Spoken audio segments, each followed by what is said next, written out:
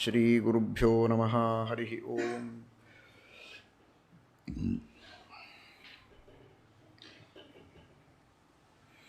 ನಾರಾಯಣಂ ಸುರಗುರುಂ ಜಗದೇಕನಾಥಂ ಭಕ್ತಪ್ರಿಯಂ ಸಕಲಲೋಕನಮಸ್ಕೃತಂಚ ತ್ರೈಗುಣ್ಯವರ್ಜಿತಮಜಂ ವಿಭುಮದ್ಯಮೀಶಂ ವಂದೇ ಭವಘ್ನಮರಾಸುರಸಿದ್ಧವಂದ್ಯಂ.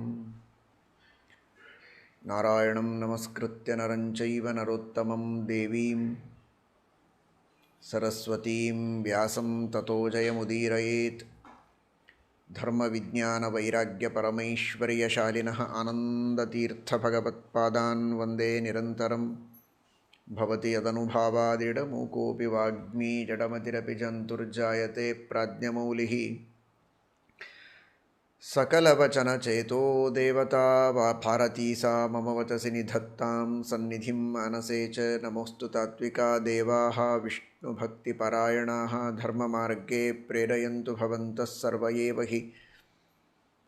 ನೌಮಿನ್ಯಾಯಸುಧಾದಿಕೃಜ್ಜಯಮುನೀನ್ ಶ್ರೀಪಾದರಟ್ಸನ್ಮಣೀನ್ ವ್ಯಾಸಾರ್ಯಾನ್ ವಿವಿಧಾಗಮಾಬ್ಧಿವಿಹರಾನ್ ಶ್ರೀವಾದಿರಾಜಾನಪಿ ವಂದೇ ಹಂಸವರಾನ್ ರಘುತ್ತಮಗುರುನ್.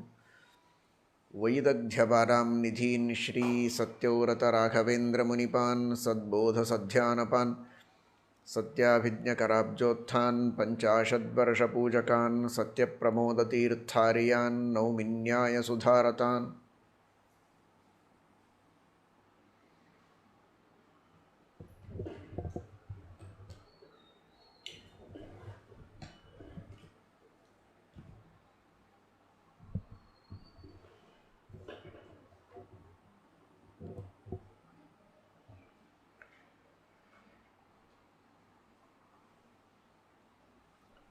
ಶ್ರೀಕೃಷ್ಣ ಪರಮಾತ್ಮ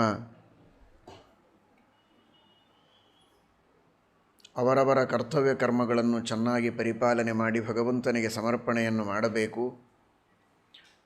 ಅದೇ ಅವರಿಗೆ ತಾರಕ.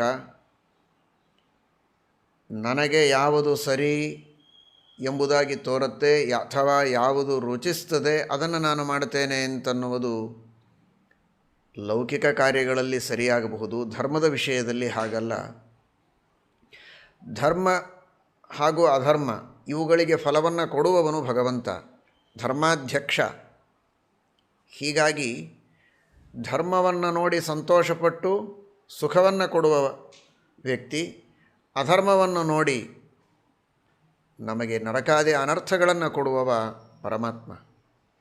ಹಾಗಾಗಿ ಧರ್ಮ ಹಾಗೂ ಅಧರ್ಮ ಯಾವುದು ಅನ್ನುವುದರ ನಿರ್ಣಯ ಪರಮಾತ್ಮನ ಇಚ್ಛೆಗೆ ತಕ್ಕಂತೆ ಆಗೋದು. ಫಲ ಕೊಡುವ ಪರಮಾತ್ಮನ ದೃಷ್ಟಿಯಲ್ಲಿ ಯಾವುದು ಧರ್ಮ ಅಂತ ಆಗಿದೆಯೋ ಅದನ್ನು ನಾವು ಮಾಡಬೇಕು. ಇದು ನಿನಗೆ ಧರ್ಮ ಅಂತ ದೇವರು ಹೇಳಿದ್ದನ್ನು ಮಾಡುವುದು ಬಿಟ್ಟು ನನ್ನ ತಲೆಗೆ ಬಂದದ್ದನ್ನು ನಾನು ಮಾಡಿದರೆ ಫಲವನ್ನು ದೇವರು ಯಾಕೆ ಕೊಟ್ಟಾನು?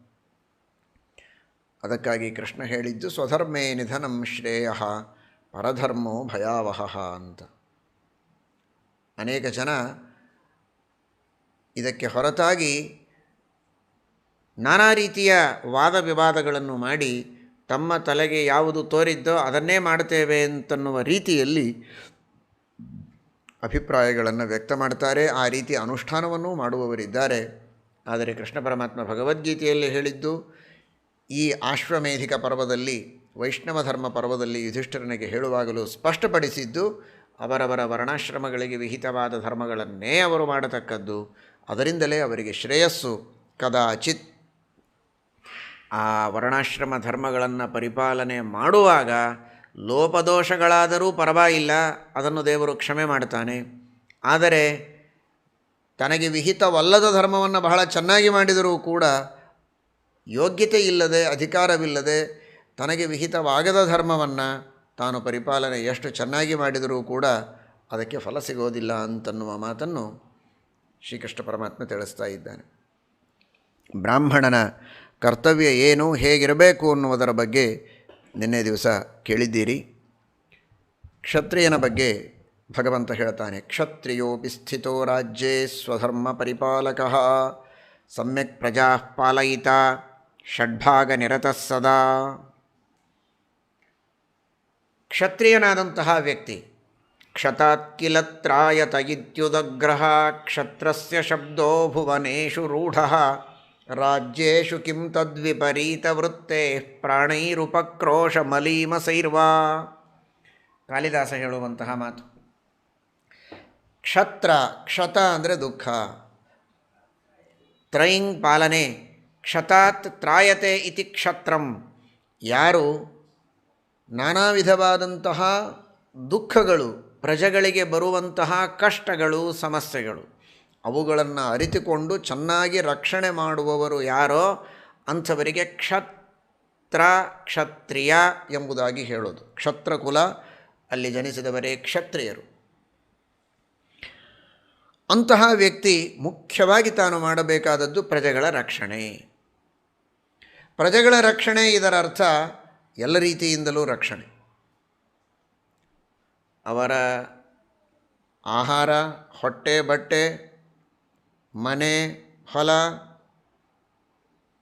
ಹಾಗೂ ಅವರ ಕರ್ತವ್ಯ ಕರ್ಮಗಳ ಪರಿಪಾಲನೆಯನ್ನು ಅವರು ಚೆನ್ನಾಗಿ ಮಾಡ್ತಾ ಇದ್ದಾರೋ ಇಲ್ಲವೋ ಅನ್ನುವುದರ ಬಗ್ಗೆ ವಿಶೇಷವಾದಂತಹ ಗಮನ ಹರಿಸೋದು. ಅವರವರ ವರ್ಣಾಶ್ರಮಗಳಿಗೆ ವಿಹಿತವಾದ ಧರ್ಮಗಳನ್ನು ಅವರು ಪರಿಪಾಲನೆ ಮಾಡದೇ ಇದ್ದರೆ ಮಾಡುವಂತೆ ಅವರಿಗೆ ಪ್ರಚೋದನೆ ಮಾಡೋದು. ಯೋಗ್ಯರಾದಂತಹ ಜ್ಞಾನಿಗಳಿಂದ, ವಿದ್ವಾಂಸರಿಂದ, ಉಪದೇಶಕರಿಂದ ಅವರಿಗೆ ಉಪದೇಶ ಮಾಡಿಸೋದು. ಉಪದೇಶವನ್ನು ಮಾಡಿಸಿ ಅವರವರ ಕರ್ತವ್ಯ ಕರ್ಮಗಳನ್ನು ಸರಿಯಾಗಿ ಪರಿಪಾಲನೆ ಮಾಡೋದಕ್ಕೆ ಅವರಿಗೆ ಬೋಧನೆ ಮಾಡೋದು. ಮಾಡದೇ ಇದ್ದರೆ ಅವರಿಗೆ ಶಾಸನ ಮಾಡೋದು. ಇದು ಕೂಡ ರಾಜರ ಕರ್ತವ್ಯವಾಗಿದೆ. ನಮ್ಮದೆಷ್ಟಪ್ಪ ಕೆಲಸ, ಅವರ ಹೊಟ್ಟೆ ಬಟ್ಟೆ ಅಷ್ಟು ನೋಡಿದರೆ ಆಯಿತು ಅಂತಲ್ಲ. ಹೊಟ್ಟೆ ಬಟ್ಟೆ ಇಹಜೀವನದ ವ್ಯವಸ್ಥೆಗಾದರೆ ಅವನ ಅನಂತ ಕಾಲದ ಪರಮ ಸುಖದ ಜೀವನ ಉಂಟಲ್ಲ, ಆ ಆತ್ಮದ ಉನ್ನತಿ ಕೇವಲ ಈ ದೇಹದ ಪುಷ್ಟಿಯಲ್ಲ, ಆತ್ಮೋನ್ನತಿಗೆ ಸಾಧನ ಏನಿದೆ, ಆ ಆತ್ಮೋನ್ನತಿ ಸಾಧನವನ್ನು ತನ್ನ ಪ್ರಜೆಗಳಿಂದ ಮಾಡಿಸುವುದು ಬಹಳ ದೊಡ್ಡ ಕರ್ತವ್ಯ ರಾಜರು. ಭೀಮಸೇನ ದೇವರು ಈ ರೀತಿಯಾಗಿ ಮಾಡ್ತಾ ಇದ್ದರು ಅನ್ನುವ ವರ್ಣನೆ ನಾವು ಶ್ರೀಮನ್ ಮಹಾಭಾರತ ತಾತ್ಪರ್ಯ ನಿರ್ಣಯದಲ್ಲಿ ಕಾಣುತ್ತೇವೆ.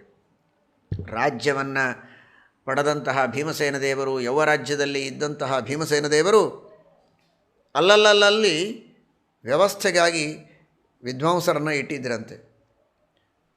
ಒಂದೊಂದು ಊರುಗಳಲ್ಲಿ 5 ಜನ ವಿದ್ವಾಂಸರನ್ನು ಪಾಠ ಪ್ರವಚನಗಳನ್ನು ಮಾಡಿ, ಧರ್ಮೋಪದೇಶ ಮಾಡಿ, ತತ್ವೋಪದೇಶವನ್ನು ಮಾಡೋದಕ್ಕೆ.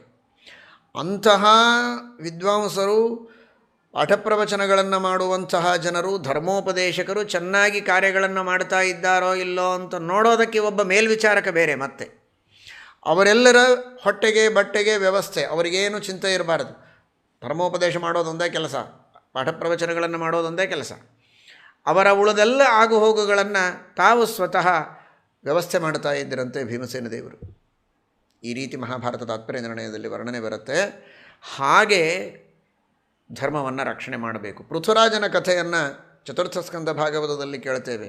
ಪೃಥುರಾಜ ಎಲ್ಲ ಪ್ರಜೆಗಳನ್ನು ಕೂಡಿಸಿಕೊಂಡು, ಎಲ್ಲ ಋಷಿಗಳು, ಮುನಿಗಳು, ಜ್ಞಾನಿಗಳು, ದೇವತೆಗಳು, ದೊಡ್ಡವರೆಲ್ಲ ಇರ್ತಾರೆ, ಹಿರಿಯರು, ಅವರೆಲ್ಲರಿಗೆ ನಮಸ್ಕಾರ ಮಾಡಿ ಅವರೆಲ್ಲರ ಆಶೀರ್ವಾದವನ್ನು ಪಡೆದು ಪ್ರಜೆಗಳಿಗೆ ಅವರ ಸಮಕ್ಷಮದಲ್ಲಿ ಹೇಳ್ತಾನೆ, ಕುರುತಾಧೋಕ್ಷಜ ಧಿಯಂ ತರ್ಹಿಮೇನುಗ್ರಹ ಕೃತಃ ಅಂತ. ನೀವೆಲ್ಲ ಭಗವಂತನ ಧ್ಯಾನವನ್ನು ಮಾಡಿ, ಪರಮಾತ್ಮನ ಸೇವೆಯನ್ನು ಮಾಡಿ. ಯಾಕೆ ಅಂದರೆ ನಿಮ್ಮ ಹತ್ತಿರ ನಾನು ಟ್ಯಾಕ್ಸ್ ತೆಗೆದುಕೊಳ್ತೇನೆ ರಾಜ್ಯವನ್ನು ನಡೆಸೋದಕ್ಕೆ. ನೀವು ಧರ್ಮವನ್ನು ಮಾಡದೇ ಇದ್ದರೆ ನಿಮ್ಮಿಂದ ಹಣ ತೆಗೆದುಕೊಂಡ ನನಗೆ ಆ ಹಣದ ರೂಪದಲ್ಲಿ ಪಾಪ ಬರುತ್ತೆ. ಪ್ರಜಾನಾಂ ಶಮಲಂ ಭುಂಕ್ತೆ ತತ್ ಪ್ರಜಾ ಭರ್ತೃಪಿಂಡಾರ್ಥಂ ಸ್ವಾರ್ಥಮಪ್ಯನುಸೂಯವ ಕುರುತಾಧೋಕ್ಷಜಧಿಯಂ ತರ್ಹಿಮೇನುಗ್ರಹ ಕೃತಃ ಅಂತ.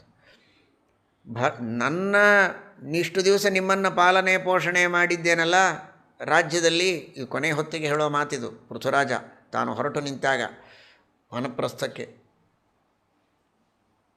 ಹಾಗಾದರೆ ಇಷ್ಟು ನನ್ನ ಮೇಲೆ ನೀವು ಪ್ರೀತಿ ಮಾಡ್ತಾ ಇದ್ರಿ, ನಿಮ್ಮ ಮೇಲೆ ನಾವು ಪ್ರೀತಿ ಮಾಡ್ತಾ ಇದ್ದೆ.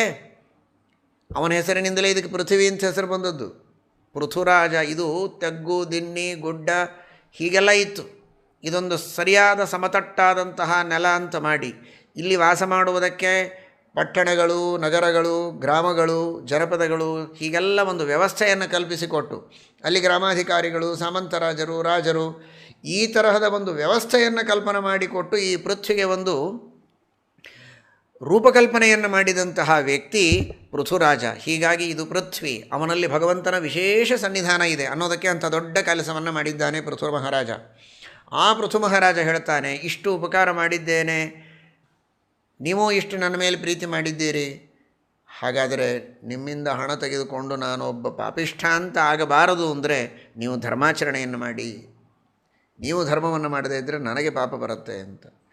ಯಾಕೆ ಅಂದರೆ ನಿಮ್ಮಿಂದ ಹಣ ತೆಗೆದುಕೊಂಡಿದ್ದೇನೆ. ಇದನ್ನು ಎಲ್ಲ ರಾಜರು ತಿಳಿಯಬೇಕಾದದ್ದು. ಪ್ರಜೆಗಳಿಂದ ಕರ ತೆಗೆದುಕೊಳ್ಳಲೇಬೇಕು, ಟ್ಯಾಕ್ಸು ತೆಗೆದುಕೊಂಡೇ ರಾಜ್ಯವನ್ನು ನಡೆಸಬೇಕು. ಆದರೆ ಆ ಟ್ಯಾಕ್ಸ್ ತೆಗೆದುಕೊಂಡು ರಾಜ್ಯವನ್ನು ನಡೆಸಿ ಆ ರಾಜ್ಯದಲ್ಲಿಯೂ ಕ್ಷೇಮ ಆಗಬೇಕು, ರಾಜನಿಗೂ ಕ್ಷೇಮ ಆಗಬೇಕು, ಪ್ರಜೆಗಳಿಗೂ ಕ್ಷೇಮ ಆಗಬೇಕು ಅಂದರೆ ಬರೀ ಹಣದಿಂದ ಆಗುವುದಿಲ್ಲ. ಆ ಪ್ರಜೆಗಳು ಧರ್ಮವನ್ನು ಮಾಡಲೇಬೇಕು. ಈಗ ಉದಾಹರಣೆಗೆ ಈಗೆಲ್ಲ ಕಡೆಗೆ ರೋಗ ಹರಡ್ತಾ ಇದೆ, ಕೊರೋನಾ ಹರಡ್ತಾ ಇದೆ. ಇದಕ್ಕಾಗಿ ಏನು ಮಾಡಬೇಕು ಅಂದರೆ ರಾಜರೇನು ಮಾಡಬೇಕು? ಕೇವಲ ಔಷಧಿಗಳನ್ನು ತೆಗೆದುಕೊಂಡ್ರೆ ಸಾಲದಲ್ವಾ?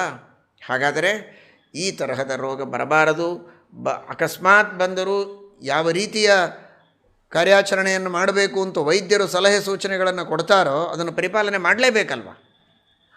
ಅದನ್ನು ಮಾಡಿದರೆ ಪ್ರಜೆಗಳಿಗೆ ಹಿತ, ಇಲ್ಲದೇ ಇದ್ದರೆ ಹಿತ ಅಲ್ಲ. ಹಾಗೆ ನಮ್ಮ ಸಾಂಸಾರಿಕವಾದಂತಹ ನಾನಾ ವಿಧವಾದ ರೋಗಗಳಿವೆ, ತಾಪತ್ರಯಗಳಿವೆ. ಆ ಸಾಂಸಾರಿಕ ತಾಪತ್ರಯಗಳು, ರೋಗಗಳು, ರುಜಿನಿಗಳು, ಮಾನಸಿಕವಾದ ದೈಹಿಕವಾದ ವಿವಿಧವಾದಂತಹ ಏನೆಲ್ಲ ಆದಿವ್ಯಾಧಿಗಳಿವೆ ಅವುಗಳೆಲ್ಲವುಗಳು ದೂರ ಆಗಬೇಕು ಅಂತಾದರೆ ಅದಕ್ಕಾಗಿ ಮಾಡಬೇಕಾದ ಕರ್ತವ್ಯ ಕರ್ಮಗಳನ್ನು ಪ್ರತಿಯೊಬ್ಬ ವ್ಯಕ್ತಿಗಳು ಮಾಡಲೇಬೇಕು. ಮಾಡದೇ ಇದ್ದರೆ ಅವರಿಗೆ ಅದು ಕ್ಷೇಮ ಅಲ್ಲ. ಇದನ್ನು ಬೋಧನೆ ಮಾಡದೇ ಇದ್ದರೆ ಅದು ರಾಜರ ತಪ್ಪು. ಪ್ರಜೆಗಳು ಸುಖವಾಗಿರುವ ಹಾಗೆ ಮಾಡೋದು ತಾನೇ ರಾಜರ ಕರ್ತವ್ಯ. ನಂದೇನಪ್ಪ ನಿಮಗೆ ಧಾನ್ಯ ದವಸ ಏನಾದರೂ ಬೇಕಾದರೆ ಕೊಡ್ತೇನೆ ಅಷ್ಟೇ, ಉಳಿದನ್ನು ನೀವು ನೋಡಿಕೊಳ್ಳಿ ಅಲ್ಲ. ಧಾನ್ಯದ ಜೊತೆಗೆ ಧಾರ್ಮಿಕತೆಯನ್ನು ಕೊಡಬೇಕಾದದ್ದು. ಅದರಿಂದಲೇ ಪ್ರಜೆಗಳ ಧಾರಣೆಯಾಗುವುದು ಅನ್ನುವ ತತ್ವವನ್ನು ಶಾಸ್ತ್ರ ನಮಗೆ ತಿಳಿಸಿಕೊಡ್ತಾ ಇದೆ. ಸಮ್ಯಕ್ ಪ್ರಜಾ ಪಾಲಯಿತ ಷಡ್ಭಾಗ ನಿರತ ಸದಾ. ತಾನು ಸ್ವತಃ ಯಜ್ಞಯಾಗಾದಿಗಳನ್ನು ಮಾಡ್ತಾ ಇರಬೇಕು, ದಾನ ಧರ್ಮಗಳನ್ನು ಮಾಡಬೇಕು, ಶಾಸ್ತ್ರಗಳನ್ನು ಓದಿದವನಾಗಿರಬೇಕು ರಾಜ. ಶಾಸ್ತ್ರಗಳನ್ನು, ಮಹಾಭಾರತ ಈ ಮಾತನ್ನು ಹೇಳ್ತಾ ಇದೆ, ಶಾಸ್ತ್ರಗಳನ್ನು ಓದಿದಂತಹ ವ್ಯಕ್ತಿಯೇ ನಿಜವಾದ ರಾಜ ಅಂತ. ಪಾಶ್ಚಾತ್ಯ ಪ್ರಸಿದ್ಧನಾದ ಒಬ್ಬ ವ್ಯಕ್ತಿ, ವಿಚಾರವಂತ ಪ್ಲೇಟೋ ಹೇಳಿದ ಮಾತು, ಎಲ್ಲಿಯವರೆಗೆ ತತ್ವಜ್ಞಾನಿಗಳು ತತ್ವದ ಬಗ್ಗೆ ನಿಷ್ಠೆ ಇದ್ದವರು ರಾಜರಾಗೋದಿಲ್ಲ, ಅಲ್ಲಿಯವರೆಗೆ ರಾಜ್ಯದ ಸುಧಾರಣೆ ಸಾಧ್ಯ ಇಲ್ಲ ಅಂತ. ಮಹಾಭಾರತದಲ್ಲಿ ವೇದವ್ಯಾಸದೇವರು ಸಾಕ್ಷಾತ್ ಭಗವಂತ ಈ ಮಾತನ್ನು ಹೇಳಿದ್ದಾನೆ. ಬ್ರಹ್ಮಜ್ಞಾನ ಇರಬೇಕು, ತತ್ವಜ್ಞಾನ ಇರಬೇಕು, ದೇವರ ಬಗ್ಗೆ ಶ್ರದ್ಧೆ ಇರಬೇಕು, ಧರ್ಮಶಾಸ್ತ್ರಗಳನ್ನು ಓದಿರಬೇಕು, ಎಲ್ಲ ಶಾಸ್ತ್ರಗಳ ಬಗ್ಗೆಯೂ ಚೆನ್ನಾಗಿ ತಿಳುವಳಿಕೆ ಇರಬೇಕು. ಅಂತಹ ವ್ಯಕ್ತಿ ರಾಜನಾದರೆ ಅವನಿಂದ ಸರಿಯಾದಂತಹ ನ್ಯಾಯ ನಿರ್ಣಯ ಸಮಾಜಕ್ಕೆ ಒದಗುವುದಕ್ಕೆ ಸಾಧ್ಯ. ಯಾಕಂದರೆ ಅವನಿಗೆ ಚೆನ್ನಾಗಿ ವಿವೇಕ ಇರುತ್ತೆ. ಎಷ್ಟೋ ರಾಜರುಗಳ ಕಥೆಯನ್ನು ಕೇಳಿದ್ದೇವೆ. ಎಂಥೆಂಥ ಜ್ಞಾನಿಗಳು, ಎಂಥೆಂತಹ ವಿದ್ವಾಂಸರು ಇತಿಹಾಸದಲ್ಲಿಯೂ ಹಿಂದೆ ಯುಗಗಳಲ್ಲಿಯೂ ಆಗಿ ಹೋಗಿದ್ದಾರೆ, ಪುರಾಣಗಳಲ್ಲಿ ಕೇಳ್ತೇವೆ. ಈ ಕಲಿಯುಗದಲ್ಲಿಯೂ ಇತ್ತೀಚಿನ ಶತಮಾನಗಳಲ್ಲಿಯೂ ಅಂತಹ ಅನೇಕ ಟೀಕಾ ಟಿಪ್ಪಣಿಕಾರರು, ವ್ಯಾಖ್ಯಾನಕಾರರು, ಮೇಧಾವಿಗಳು ರಾಜರಾದದ್ದನ್ನು ನಾವು ಅನೇಕ ಇತಿಹಾಸಗಳಲ್ಲಿ ಕೇಳ್ತೇವೆ.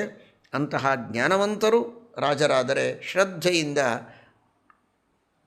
ದೇವರ ಧರ್ಮದ ಭಯದಿಂದ ಅಧರ್ಮವನ್ನು ಮಾಡದಂತೆ ಪಾಪ ಭೀರುಗಳಾಗಿ ನ್ಯಾಯದಿಂದ ಧರ್ಮದಿಂದ ವರ್ತನೆ ಮಾಡುವುದಕ್ಕೆ ಸಾಧ್ಯ ಇದೆ.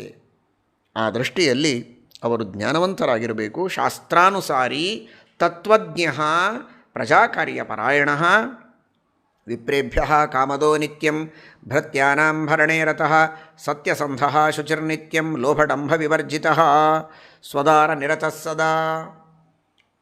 ಯಾವಾಗಲೂ ಶುದ್ಧ ಸದಾಚಾರಿಯಾಗಿ ಶುದ್ಧ ಚಾರಿತ್ರ್ಯವಂತನಾಗಿರಬೇಕು.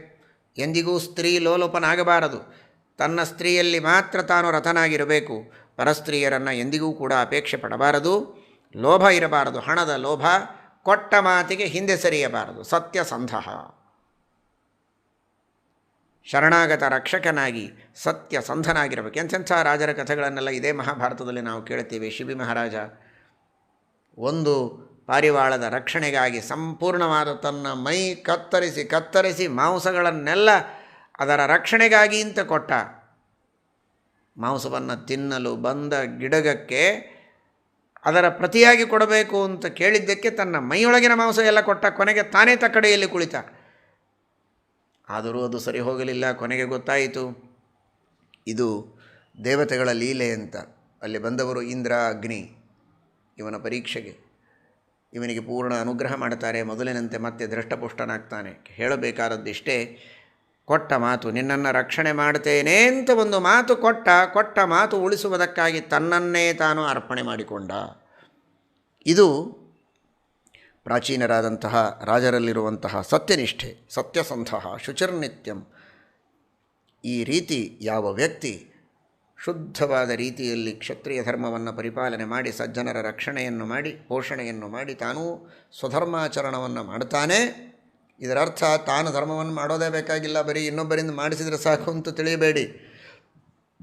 ಅಂಬರೀಷ ಚಕ್ರವರ್ತಿಯ ಕಥೆಯನ್ನು ಹೇಳ್ತಾರೆ ಶ್ರೀಮದ್ ಭಾಗವತದಲ್ಲಿ. ಹಾಗೆ ತಾನು ಎಷ್ಟು ಧರ್ಮವನ್ನು ಇನ್ನೊಬ್ಬರಿಂದ ಮಾಡಿಸ್ತಾ ಇದ್ದೋ ಅದಕ್ಕೂ ಜಾಸ್ತಿ ತಾನು ಸ್ವತಃ ಮಾಡ್ತಾ ಇದ್ದ. ನಿತ್ಯದಲ್ಲಿ ದೇವರ ಪೂಜೆ, ಅರ್ಚನೆ, ವ್ರತ, ನಿಯಮ, ಉಪವಾಸ ತಾನೆಲ್ಲವನ್ನೂ ಮಾಡಿ ಪ್ರಜೆಗಳಿಂದಲೂ ಮಾಡಿಸಿ ಅವರ ಸುಖ ದುಃಖಗಳನ್ನೂ ನೋಡಿಕೊಂಡು ಧರ್ಮದಿಂದ ರಾಜ್ಯವನ್ನು ಪಾಲನೆ ಮಾಡ್ತಾ ಇದ್ದ ಅಂತ ಹೇಳ್ತಾರೆ. ಹಾಗೆ ರಾಜ್ಯವನ್ನು ಪಾಲನೆ ಮಾಡಿದರೆ 30 ಮಹಾಯುಗಗಳು, 4 ಯುಗಗಳು ಸೇರಿದರೆ ಒಂದು ಮಹಾಯುಗ ಅಲ್ಲ, ಅಂತಹ 30 ಮಹಾಯುಗಗಳವರೆಗೆ ಸ್ವರ್ಗದಲ್ಲಿ ಸುಖವಾಗಿದ್ದು ಮತ್ತೆ ಹುಟ್ಟಿ ಬರುವಾಗ ಉತ್ತಮ ಜ್ಞಾನಿಯಾಗಿ ಹುಟ್ಟಿ ಬರ್ತಾನೆ. ಕರ್ಮಣ ಜ್ಞಾನ ಮಾತನೋತಿ. ಇಷ್ಟು ಪುಣ್ಯಕರ್ಮಗಳನ್ನು ಮಾಡಿರ್ತಾನೆ ಅನ್ನೋದಕ್ಕೋಸ್ಕರ ಸ್ವರ್ಗದಲ್ಲಿ ಸುಖ ಅನುಭವಿಸುವುದು ಮಾತ್ರ ಅಲ್ಲ, ಚತುರ್ವೇದಿಯಾಗಿ ಹುಟ್ಟುತ್ತಾನೆ. ಮತ್ತು 4 ವೇದಗಳ ಜ್ಞಾನವನ್ನು ಪಡೆದುಕೊಂಡವನಾಗಿ. ಚತುರ್ವೇದಿ ಅಂದರೆ 4 ವೇದಗಳ ಅಧ್ಯಯನ ಮಾಡಿ ವೇದಾರ್ಥಗಳನ್ನು ಚೆನ್ನಾಗಿ ತಿಳಿದುಕೊಂಡು ಆ ವೇದ ಪ್ರತಿಪಾದ್ಯನಾದಂತಹ ಭಗವಂತನ ಮಹಿಮೆಯನ್ನು ಅರ್ಥ ಮಾಡಿಕೊಂಡಂತಹ ವ್ಯಕ್ತಿ. ವೇದೈಶ್ಚ ಸರ್ವೈರಹಮೇವ ವೇದ್ಯ. ವೇದವೇದ್ಯನಾಗಿರತಕ್ಕಂತಹ ಪರಮಪುರುಷನಾದಂತಹ ನಾರಾಯಣನ ಸರಿಯಾದ ತತ್ವಜ್ಞಾನವನ್ನು ಪಡೆದುಕೊಂಡ ವ್ಯಕ್ತಿಯಾಗಿ ಹುಟ್ಟುತ್ತಾನೆ. ಅಂತಹ ಸೌಭಾಗ್ಯ ಸಿಗತ್ತೆ ಅವನಿಗೆ, ಜ್ಞಾನವನ್ನು ಪಡೆದುಕೊಳ್ಳುವ ಸೌಭಾಗ್ಯ. ಮತ್ತೆ ಸಾಧನೆ ಮಾಡಿ ಇನ್ನೂ ಹೆಚ್ಚು ಪಾಠ ಪ್ರವಚನಾದಿಗಳನ್ನು ಮಾಡಿ ಧ್ಯಾನಾದಿಗಳನ್ನು ಮಾಡಿ ಇನ್ನೂ ಉತ್ತಮವಾದ ಗತಿಯನ್ನು ಹೊಂದುತ್ತಾ ಹೋಗ್ತಾನೆ ಅಂತ ತಿಳಿಸಿಕೊಡ್ತಾರೆ. ವೈಶ್ಯನಾದಂತಹ ವ್ಯಕ್ತಿ ಕೃಷಿ ಗೋಪಾಲ, ಕೃಷಿ ಗೋಪಾಲ ನಿರತಃ ಧರ್ಮಾನ್ವೇಷಣ ತತ್ಪರಃ. ವ್ಯಾಪಾರವನ್ನು ಮಾಡಬೇಕು, ಅದರಲ್ಲಿಯೂ ಕೂಡ ತನ್ನ ಬದುಕಿಗಾಗಿ ಎಷ್ಟು ಮಾಡಬೇಕೋ ಅಷ್ಟನ್ನೇ ಮಾಡಬೇಕೇ ಹೊರತು ಮೋಸ ವಂಚನೆ ಇಂಥವುಗಳನ್ನು ಮಾಡಬಾರದು.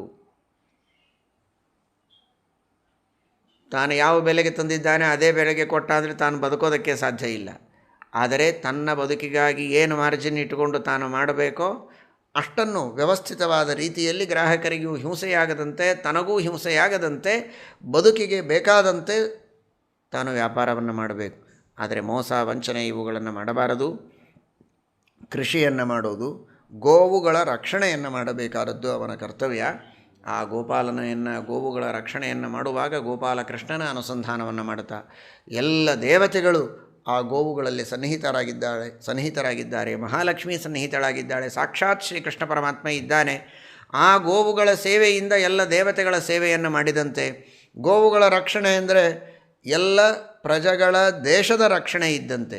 ಗೋವುಗಳಿಂದಲೇ ಹಾಲು, ಗೋವುಗಳಿಂದಲೇ ಮೊಸರು, ತುಪ್ಪ ಎಲ್ಲ ಪಂಚಗವ್ಯದ ಮೂಲಕವಾಗಿ ಎಲ್ಲರಿಗೂ ಉಪಕಾರವನ್ನು ಮಾಡತಕ್ಕಂತಹ ಶ್ರೇಷ್ಠವಾದ ಆ ಗೋಮಾತೆಯ ಸೇವೆಯನ್ನು ಮಾಡುವ ಮೂಲಕ ಜಗತ್ತಿಗೆ ಪ್ರಜೆಗಳಿಗೆ ಪುಷ್ಟಿಯನ್ನು ಆರೋಗ್ಯವನ್ನು ಎಲ್ಲವನ್ನೂ ನೀಡುವ ಒಂದು ಕಾರ್ಯ ಇದು ಅಂತನ್ನುವ ಅನುಸಂಧಾನದಿಂದ ದೇವರ ಸೇವೆ ಎನ್ನುವ ಭಾವನೆಯಿಂದಲೂ ಆ ಕಾರ್ಯವನ್ನು ಮಾಡಬೇಕಾದದ್ದು.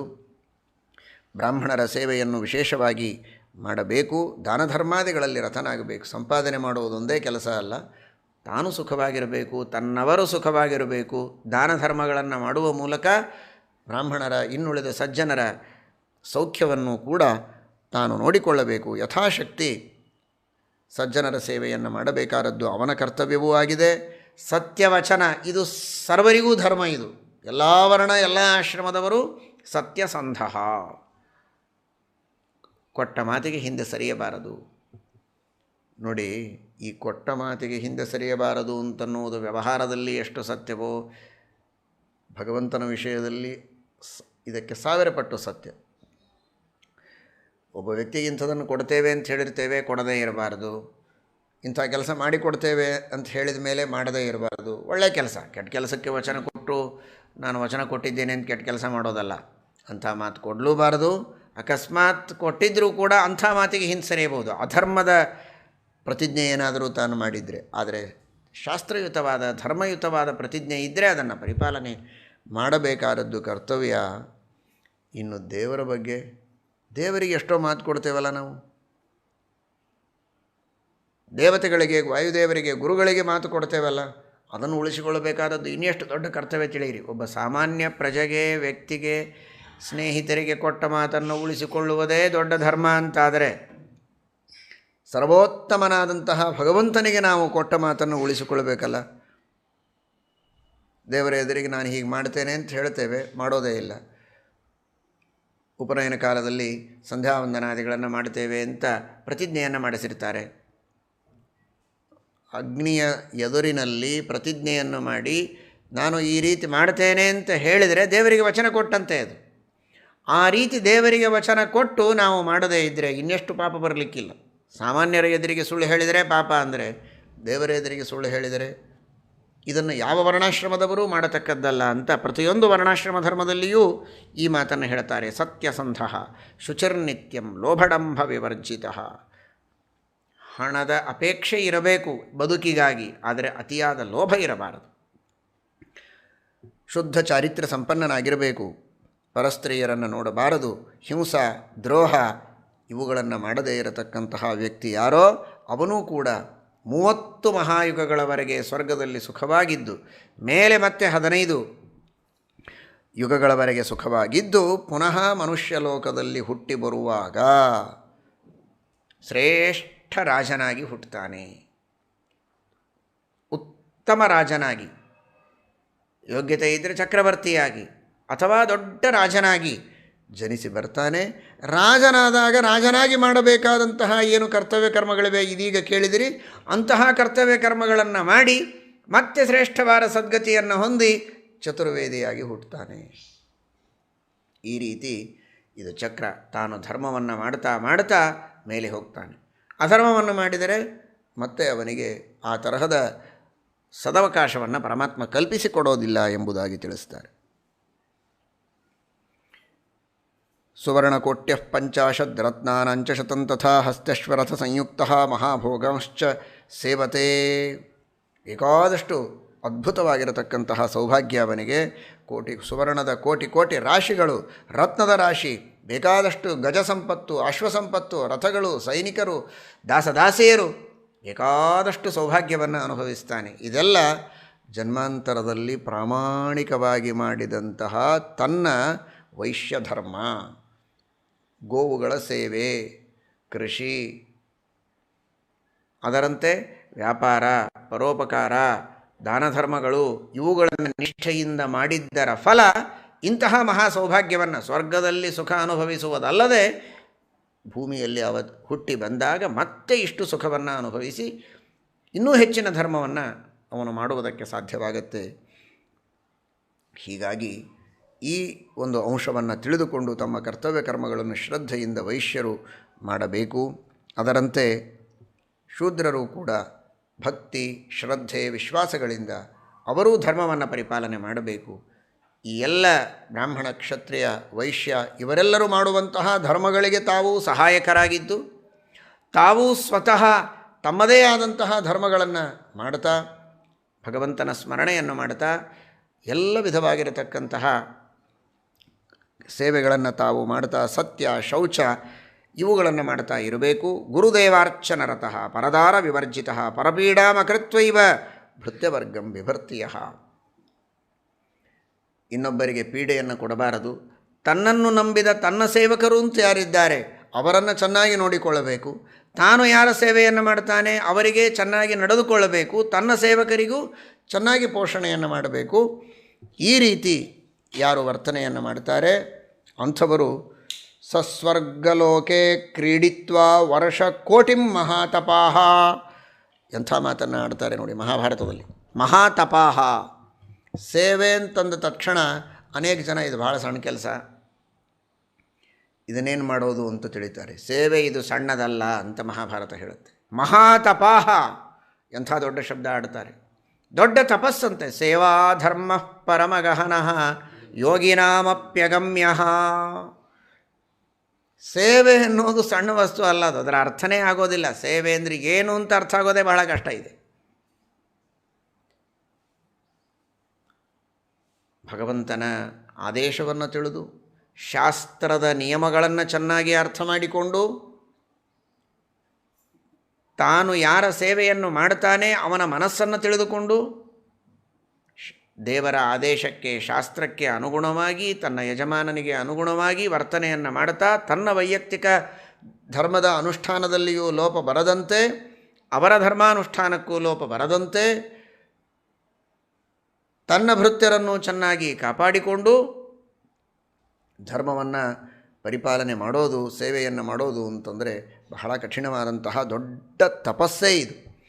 ಈ ತರಹದ ತಪಸ್ಸನ್ನು ಮಾಡಿದರೆ ಕೋಟಿ ಕೋಟಿ ವರ್ಷಗಳವರೆಗೆ ಸ್ವರ್ಗದಲ್ಲಿ ಸುಖವಾಗಿ ಇದ್ದು ಶ್ರೇಷ್ಠನಾಗಿರತಕ್ಕಂತಹ ಧನಪತಿಯಾಗಿ ಬೇಕಾದಷ್ಟು ಸಮೃದ್ಧವಾಗಿ ದಾನ ಧರ್ಮಗಳನ್ನು ಮಾಡುವಷ್ಟು ಶುದ್ಧವಾದ ನ್ಯಾಯದಿಂದ ಸಂಪಾದನೆ ಮಾಡಿದಂತಹ ಧನವಂತನಾಗಿ ಹುಟ್ಟಿ ಬರ್ತಾನೆ. ಮತ್ತೆ ಕೋಟಿ ಕೋಟಿ ವರ್ಷಗಳವರೆಗೆ ಸ್ವರ್ಗದಲ್ಲಿ ಸುಖವನ್ನು ಅನುಭವಿಸುವುದಲ್ಲದೆ ಧನಪತಿರ್ಭವೇತ್, ಶ್ರೇಷ್ಠನಾದಂತಹ ಧನಪತಿಯಾಗಿ ವೈಶ್ಯನಾಗಿ ಮತ್ತೆ ಧರ್ಮಗಳನ್ನು ಮಾಡಿ ಉತ್ತಮ ಚಕ್ರವರ್ತಿಯಾಗಿ ಮತ್ತೆ ಮುಂದೆ ಚತುರ್ವೇದಿಯಾಗಿ ಶ್ರೇಷ್ಠವಾದಂತಹ ಸದ್ಗತಿಯನ್ನು ಹೊಂದುತ್ತಾನೆ ಎಂಬುದಾಗಿ ತಿಳಿಸುತ್ತಾರೆ. ನೋಡು, ಒಟ್ಟು ಯುಧಿಷ್ಠಿರ ಧರ್ಮಕ್ಕೆ ಮಾರ್ಗಗಳು ಅನೇಕ. ಆದರೆ ಯಾವುದೇ ರೀತಿಯ ಧರ್ಮವನ್ನು ಮಾಡಿದರೂ ಅದಕ್ಕೆ ಭಗವಂತ ಅರ್ಥಾತ್ ನಾನು ಕೃಷ್ಣ ಹೇಳ್ತಾನೆ ಫಲ ಕೊಡೋದು ನಿಶ್ಚಿತ. ಓ, ಅವನಿಗೆ ಫಲ ಇದೆ, ನನಗೆ ಫಲ ಇಲ್ಲ ಅಂತ ಯಾರೂ ತಿಳಿಯುವಂತಿಲ್ಲ. ನಚ ಧರ್ಮಾತ್ ಪರಂ ಕಿಂಚಿತ್ ಪಾಪಕರ್ಮವ್ಯಪೋಹನಂ ಏವಂ ಧರ್ಮಾತ್ ಪರಂ ನಾಸ್ತಿ ಮಹತ್ ಸಂಸಾರ ಮೋಕ್ಷಣಂ. ಧರ್ಮ ಇಲ್ಲದೆ ಗತಿ ಇಲ್ಲ. ಧರ್ಮ ಮಾಡಿದರೆ ಅವನಿಗೆ ದುಃಖ ಇಲ್ಲ, ದುಃಖದ ಪ್ರಸಂಗವೇ ಇಲ್ಲ. ಅರ್ಥಾತ್ ಇವತ್ತು ಧರ್ಮ ಮಾಡಿದ ದುಃಖ ಅನುಭವಿಸ್ತಾ ಇದ್ದಾನಲ್ಲ, ಮತ್ತೆ ಆ ರೀತಿ ಅಲ್ಲ. ಜನ್ಮಾಂತರದಲ್ಲಿ ಮಾಡಿದ ಅಧರ್ಮದ ಫಲವಾಗಿ ಈಗ ನಾವು ದುಃಖವನ್ನು ಅನುಭವಿಸ್ತಾ ಇದ್ದೇವೆ. ಆದರೆ ಅದು ಧರ್ಮದ ಫಲ ಅಲ್ಲ. ಅದು ಧರ್ಮ ಮಾಡಿದವನಿಗೆ ದುಃಖ ಇರಬಹುದು, ಧರ್ಮ ಮಾಡಿದ್ದಕ್ಕೆ ದುಃಖ ಅಲ್ಲ. ಔಷಧಿ ತೆಗೆದುಕೊಂಡರೂ ರೋಗ ಇರಬಹುದು, ಇನ್ನೂ ಔಷಧಿ ತೆಗೆದುಕೊಂಡದ್ದಕ್ಕಲ್ಲ. ಮೊದಲು ಮಾಡಿದ ಅಪಥ್ಯದ ಫಲವಾಗಿ ಇನ್ನೂ ರೋಗ ಇದೆ, ಆದರೆ ಔಷಧಿಯಿಂದ ಸಾಕಷ್ಟು ಕಡಿಮೆಯಾಗಿದೆ. ಔಷಧದ ಫಲ ಇದು ಆರೋಗ್ಯ, ಅಪಥ್ಯದ ಫಲ ಇದು ರೋಗ. ಮಾಡಿದ ಅಧರ್ಮದ ಫಲ ದುಃಖ, ಧರ್ಮದ ಫಲ ಇದು ಸುಖ. ಧರ್ಮವನ್ನು ಅನುಷ್ಠಾನ ಮಾಡಲೇಬೇಕು. ಸ್ವಯಂಭೂ ವಿಹಿತೋ ಯೋ ಧರ್ಮ ಯೋ ಯಸ್ಸೇಹ ನರೇಶ್ವರ ಸತೇನ ಕ್ಷಪಯೇತ್ ಪಾಪಂ ಸಮ್ಯಗಾಚರಿತೀನಿ. ಅಂತೂ ಧರ್ಮ, ಯಾವುದೋ ಒಂದು ಧರ್ಮ, ಯಾವುದಾದ್ರೂ ಒಂದು ಧರ್ಮವನ್ನು ಪರಿಪಾಲನೆ ಮಾಡಿ ನಮ್ಮ ಪಾಪಗಳನ್ನು ಕಳೆದುಕೊಳ್ತೇವೆ ಅಂತನ್ನುವುದಲ್ಲ. ಸ್ವಯಂಭೂ ವಿಹಿತೋ ಧರ್ಮ. ಭಗವಂತ ಏನು ಶಾಸ್ತ್ರಗಳಲ್ಲಿ ವಿಧಾನ ಮಾಡಿದ್ದಾನೆ, ಯಾರಿಗೆ ಯಾವುದನ್ನು ಕರ್ತವ್ಯ ಅಂತ ವಿಧಾನ ಮಾಡಿದ್ದಾನೋ ಅದೇ ಧರ್ಮವನ್ನು ಮಾಡಿದರೇನೇ ಅವನಿಗೆ ಪಾಪದ ಪರಿಹಾರ. ಏನಪ್ಪ ನಿನಗಾಗಿದೆ, ಏನೋ ಒಂದು ತಲೆನೋವು, ಹೊಟ್ಟೆ ನೋವು, ಯಾವುದೋ ಒಂದು ರೋಗ, ಹೌದಾ? ಹಾಗಾದರೆ ರೋಗ ಪರಿಹಾರಕ್ಕೆ ಏನು ಮಾಡಬೇಕು? ಔಷಧಿ ತೆಗೆದುಕೊಳ್ಬೇಕು. ಎಲ್ಲಿವೆ ಔಷಧಿಗಳು? ಇಲ್ಲಿವೆ, ಕಾಣಿಸ್ತಾ ಇವೆ ಔಷಧಿಗಳು, ಬೇಕಾದಷ್ಟು ಔಷಧಿಗಳು. ಯಾವುದೋ ಔಷಧಿಯನ್ನು ಹಾಕಿದ ಬಾಯಿಯಲ್ಲಿ, ಏನಾಗಬೇಕು ಗತಿ? ಹಾಗಾದರೆ ಔಷಧಿಗಳಿಂದ ರೋಗ ಪರಿಹಾರ ಸತ್ಯ. ಅಂದ ಮಾತ್ರಕ್ಕೆ ಔಷಧಿಯ ಅಂಗಡಿಗೆ ಹೋಗಿ ಕೈಗೆ ಸಿಕ್ಕ ಔಷಧಿಯನ್ನು ತೆಗೆದುಕೊಂಡು ಬಾಯಿಗೆ ಹಾಕಿದರಲ್ಲ. ಯಾವ ರೋಗಕ್ಕೆ ಯಾವ ವ್ಯಕ್ತಿಗೆ ಯಾವ ಔಷಧಿಯನ್ನು ಹೇಳಿದ್ದಾರೋ ವೈದ್ಯರು ಅದನ್ನೇ ತೆಗೆದುಕೊಳ್ಬೇಕು. ರೋಗನೂ ಒಂದೇ ಇರಬಹುದು, ಆದರೆ ವಯಸ್ಸು ಬೇರೆ ಇರುತ್ತೆ. ಚಿಕ್ಕ ಮಗುವಿಗೆ ಔಷಧಿ ಬೇರೆ, ಮಧ್ಯ ವಯಸ್ಸಿನವನಿಗೆ ಬೇರೆ, ವೃದ್ಧರಿಗೆ ಔಷಧಿಗಳು ಬೇರೆ, ಗರ್ಭಿಣಿ ಸ್ತ್ರೀಯರಿಗೆ ಬೇರೆ, ಒಬ್ಬೊಬ್ಬರಿಗೆ ಒಂದೊಂದು ರೀತಿಯಾದ ಔಷಧಿಗಳಿರುತ್ತೆ. ರೋಗ ಒಂದೇ, ಸರಿ ಯಾವುದಾದ್ರೂ ತೆಗೆದುಕೊಂಡ್ರೆ ಆಯಿತು ಅಂತ ಹೇಳಿದರೆ ತರುಣರಿಗೆ ಕೊಡಬೇಕಾದ ವಯಸ್ಕರಿಗೆ ಕೊಡಬೇಕಾದದ್ದನ್ನು ಚಿಕ್ಕ ಮಗುವಿಗೆ ಕೊಟ್ಟರೆ ಗತಿ ಏನಾಗಬೇಕಾದೀತು. ಹಾಗಾಗಿ ಈ ಸಂಸಾರದಲ್ಲಿರುವಂತಹ ನಾನಾ ವಿಧವಾದ ತಾಪತ್ರಯಗಳ ಪರಿಹಾರಕ್ಕೆ ಧರ್ಮ ಇದು ಔಷಧಿ, ಸಂಶಯವೇ ಇಲ್ಲ. ಅಂದ ಮಾತ್ರಕ್ಕೆ ಯಾವುದೋ ಧರ್ಮವನ್ನು, ಯಾರಿಗೋ ಹೇಳಿದ ಧರ್ಮವನ್ನು ಯಾರೋ ಮಾಡ್ತೇವೆ, ನಮ್ಮ ತಾಪತ್ರಯಗಳ ಪರಿಹಾರವಾಗಲಿ ಅಂದರೆ ಆಗುವುದಿಲ್ಲ. ಅವರವರಿಗೆ ವಿಹಿತವಾದ ಧರ್ಮಗಳನ್ನು ಅವರವರು ಮಾಡಿದರೆ ಮಾತ್ರ ಅದರಿಂದ ಅವರಿಗೆ ಸುಖ, ಅದರಿಂದ ಅವರಿಗೆ ಹಿತ, ಅದರಿಂದ ಅವರಿಗೆ ಆರೋಗ್ಯ, ಅದರಿಂದ ಅವರಿಗೆ ಸದ್ಗತಿ, ಅದರಿಂದಲೇ ಅವರಿಗೆ ಮೋಕ್ಷ. ಈ ರೀತಿ ಪರಮಾತ್ಮ ಆದೇಶವನ್ನು ಮಾಡ್ತಾ ಇದ್ದಾನೆ. ಏವಂಚ ಯದ್ಭವೇದ್ ಭೂರಿ. ಇನ್ನೊಂದು ಮಾತನ್ನು ಪರಮಾತ್ಮ ಹೇಳ್ತಾನೆ. ಜೀವನದಲ್ಲಿ ಕೆಲವರು ಏನೋ ಒಂದು ಪಾಪ ಮಾಡಿರ್ತಾರೆ, ತಪ್ಪು ಕೆಲಸ, ಅಯ್ಯೋ ನಾನು ಪಾಪ ಮಾಡಿಬಿಟ್ಟೆ, ಮಹಾಪಾಪಿ ಅಂತ ಹೇಳ್ತಾನೆ ಇನ್ನೂ ಪಾಪ ಜಾಸ್ತಿ ಮಾಡ್ತಾ ಹೋಗ್ತಾರೆ. ಯಾಕಪ್ಪ ಅಂದರೆ ಮಾಡಿಬಿಟ್ಟಿದ್ದೇನಲ್ಲ ಮತ್ತಿನ್ನು ಪಾಪ ಇನ್ನೇನು ಮಾಡೋದು, ಇನ್ನು ಇದನ್ನೇ ಮಾಡ್ತಾ ಹೋಗೋದು ಅಂತ. ಹಾಗಿಲ್ಲ. ಪಾಪವನ್ನು ಮಾಡಿದ್ದೇನೆ ಅಂದರೆ ಅದಕ್ಕೆ ಪ್ರಾಯಶ್ಚಿತ್ತವನ್ನು ಮಾಡಿಕೊಳ್ಳಬೇಕು, ಪುಣ್ಯಕರ್ಮಗಳನ್ನು ವಿಶೇಷವಾಗಿ ಮಾಡಬೇಕು. ಅದರಿಂದ ಆ ಪಾಪವನ್ನು ಕಳೆದುಕೊಳ್ಳೋ ಪ್ರಯತ್ನ ಮಾಡಬೇಕೇ ಹೊರತು ಹೇಗೂ ಪಾಪ ಮಾಡಿದ್ದೇನಲ್ಲ ಅಂತ ಇನ್ನೂ ಮಾಡ್ತಾ ಹೋಗೋದಲ್ಲ. ಅಥವಾ ಈ ಮಾಡಿದ ಪಾಪಕ್ಕೆ ಪರಿಹಾರ ಇಲ್ಲವೇ ಇಲ್ಲ ಅಂತ ಭಯಪಡಬೇಕಾಗಿಲ್ಲ. ಪ್ರಾಯಶ್ಚಿತ್ತವನ್ನು ಮಾಡಿಕೊಳ್ಳುವುದಕ್ಕೆ ಪ್ರಯತ್ನ ಮಾಡಬೇಕು, ಪುಣ್ಯಕರ್ಮಗಳನ್ನು ಹೆಚ್ಚು ಮಾಡಬೇಕು. ಸುಂದರವಾದ ಒಂದು ಉದಾಹರಣೆಯನ್ನು ಕೃಷ್ಣ ಪರಮಾತ್ಮ ಕೊಡ್ತಾನೆ. ಸ್ವಲ್ಪ ತಣ್ಣೀರಿದೆ, ಅದರಲ್ಲಿ ಬಿಸಿನೀರು ಬಹಳ ಹಾಕಿದರೆ ಏನಾಗುತ್ತೆ, ಅದು ಬಿಸಿಯಾಗಿ ಹೋಗುತ್ತಷ್ಟೆ. ಅಥವಾ ಸ್ವಲ್ಪ ಬಿಸಿನೀರಿದೆ, ತಣ್ಣೀರು ಬಹಳ ಹಾಕಿದರೆ ಅದು ತಣ್ಣೀರಾಗತ್ತೆ. ಕೃಷ್ಣ ಕೊಡುವ ಉದಾಹರಣೆ, ಯಥೈವ ಶೀತಮುದಕಂ ಉಷ್ಣೇನ ಬಹುನಾವೃತಂ ಭವೇತ್ತು ತತ್ಕ್ಷಣಾದುಷ್ಣಂ ಶೀತತ್ವಂಚ ವಿನಶ್ಯತಿ. ಅಥವಾ ಯಥೋಷ್ಣಂ ವಾ ಭವೇದಲ್ಪಂ ಶೀತೇನ ಬಹುನಾವೃತಂ ಶೀತಲಂಚ ಭವೇತ್ ಸರ್ವಂ ಉಷ್ಣತ್ವಂಚ ವಿನಶ್ಯತಿ. ಹೀಗೆ ಪುಣ್ಯಪಾಪಗಳು. ಸ್ವಲ್ಪ ಪುಣ್ಯ ಇರ್ತದೆ, ಭಯಂಕರ ಪಾಪಕರ್ಮಗಳನ್ನೇ ಮಾಡಿದ ಆ ಇರೋ ಅಲ್ಪ ಪುಣ್ಯವೂ ಹಾಳಾಗಿ ಹೋಗ್ತದೆ. ಅಥವಾ ಪಾಪ ಸ್ವಲ್ಪ ಇದೆ, ಪುಣ್ಯಕರ್ಮಗಳನ್ನು ಬಹಳಷ್ಟು ಮಾಡಿದ, ಏನು ಭಯಪಡಬೇಕಾಗಿಲ್ಲ, ಆ ಪಾಪ ಭಸ್ಮವಾಗಿ ಹೋಗ್ತದೆ ಆ ಪುಣ್ಯಕರ್ಮಗಳೆಂಬಂತಹ ಶ್ರೇಷ್ಠವಾದ ಪ್ರಾಯಶ್ಚಿತ್ತಗಳಿಂದ. ಹೀಗಾಗಿ ಎಷ್ಟು ಸಾಧ್ಯವೋ ತನ್ನ ಬುದ್ಧಿ, ಶಕ್ತಿ, ಹಣ, ಸಮಯ ಎಲ್ಲವನ್ನೂ ಉಪಯೋಗಿಸಿ ಧರ್ಮವನ್ನು ಮಾಡುವುದಕ್ಕೆ ಪ್ರಯತ್ನ ಮಾಡಬೇಕು. ಅಧರ್ಮವನ್ನು ಪರಿಹಾರ ಮಾಡಿಕೊಳ್ಳುವಂತಹ ಪ್ರಯತ್ನ ಮಾಡಿದರೆ ನಿಶ್ಚಿತವಾಗಿಯೂ ಕೂಡ ಅವನ ಉದ್ಧಾರವಾಗತ್ತೆ. ಯಾರೂ ಹೆದರಬೇಕಾಗಿಲ್ಲ, ಸಂಶಯ ಪಡಬೇಕಾಗಿಲ್ಲ. ಏವಂಚ ಯದ್ಭವೇದ್ ಭೂರಿ ಸುಕೃತಂ ವಾಪಿ ದುಷ್ಕೃತಂ ತದಲ್ಪಂ ಕ್ಷಪಯೇತ್ ಶೀಘ್ರಂ ನಾತ್ರ ಕಾರ್ಯ ವಿಚಾರಣ ಎಂಬುದಾಗಿ ಶ್ರೀಕೃಷ್ಣ ಪರಮಾತ್ಮ ತಿಳಿಸ್ತಾ ಇದ್ದಾನೆ. ಕೊನೆಗೊಂದು ಮಾತು ಹೇಳ್ತಾನೆ ಈ ಅಧ್ಯಾಯದ ಕೊನೆಯಲ್ಲಿ. ಧರ್ಮದ ವೃದ್ಧಿಯಾಗಬೇಕು, ಪಾಪದ ಪರಿಹಾರವಾಗಬೇಕು ಅಂತಂದರೆ ಒಂದೇ ಒಂದು ಸೂತ್ರ, ನೀವೆಲ್ಲ ಕೇಳಿರ್ತೀರಿ ಬಹಳಷ್ಟು ಬಾರಿ ಇದನ್ನು ಶಾಸ್ತ್ರದ ಪ್ರವಚನಗಳಲ್ಲಿ. ಗೂಹಿತಸ್ಯ ಭವೇದ್ ವೃದ್ಧಿ ಕೀರ್ತಿತಸ್ಯ ಭವೇತ್ ಕ್ಷಯ. ಒಂದು ಸೂತ್ರ ಹೇಳಿದ ಕೃಷ್ಣ. ಗೂಹಿತಸ್ಯ ಭವೇದ್ ವೃದ್ಧಿ ಕೀರ್ತಿತಸ್ಯ ಭವೇತ್ ಕ್ಷಯ. ಯಾವುದನ್ನು ಮುಚ್ಚಿ ಇಡ್ತೇವೋ ಅದು ಬೆಳೆಯುತ್ತೆ, ಯಾವುದನ್ನು ಹೇಳ್ತೇವೋ ಅದು ಹಾಳಾಗಿ ಹೋಗುತ್ತೆ.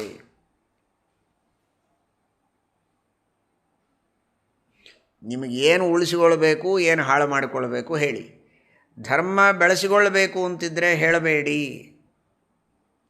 ಗೂಹಿತಸ್ಯ, ಗುಪ್ತವಾಗಿಡಿ, ಏಕಾಂತದಲ್ಲಿ ಧರ್ಮವನ್ನು ಮಾಡಿ. 4 ಜನರ ಎದುರಿಗೆ ಹೇಳ್ತಾ ಹೋಗಬೇಡಿ, ನಾನು ಹೀಗೆ ಮಾಡಿದೆ, ಅಷ್ಟು ಮಾಡಿದೆ, ಇಷ್ಟು ಮಾಡಿದೆ ಅಂತ. ಇಷ್ಟು ದಾನ ಕೊಟ್ಟೆ, ಇಷ್ಟು ಜಪ ಮಾಡಿದೆ, ಹಾಗೆ ಹೀಗೆ. ಗುರುಗಳಿಗೆ, ದೇವರಿಗೆ ಸಮರ್ಪಣೆ ಮಾಡೋದು ಬೇರೆ. ಆದರೆ ಕೀರ್ತಿಗಾಗಿ, ಪ್ರತಿಷ್ಠೆಗಾಗಿ 4 ಜನರ ಎದುರಿನಲ್ಲಿ ಜಂಬ ಕೊಚ್ಚಿಕೊಳ್ಳೋದು ಅಂತಾರಲ್ಲ, ಆ ರೀತಿ ನಾನು ಹಾಗೆ ಹೀಗೆ ಅಂತ ತನ್ನ ಬಗ್ಗೆ ತಾನು ಆತ್ಮವಿಕಥನ ಅಂತಾರೆ ಅದನ್ನು ಶಾಸ್ತ್ರದಲ್ಲಿ.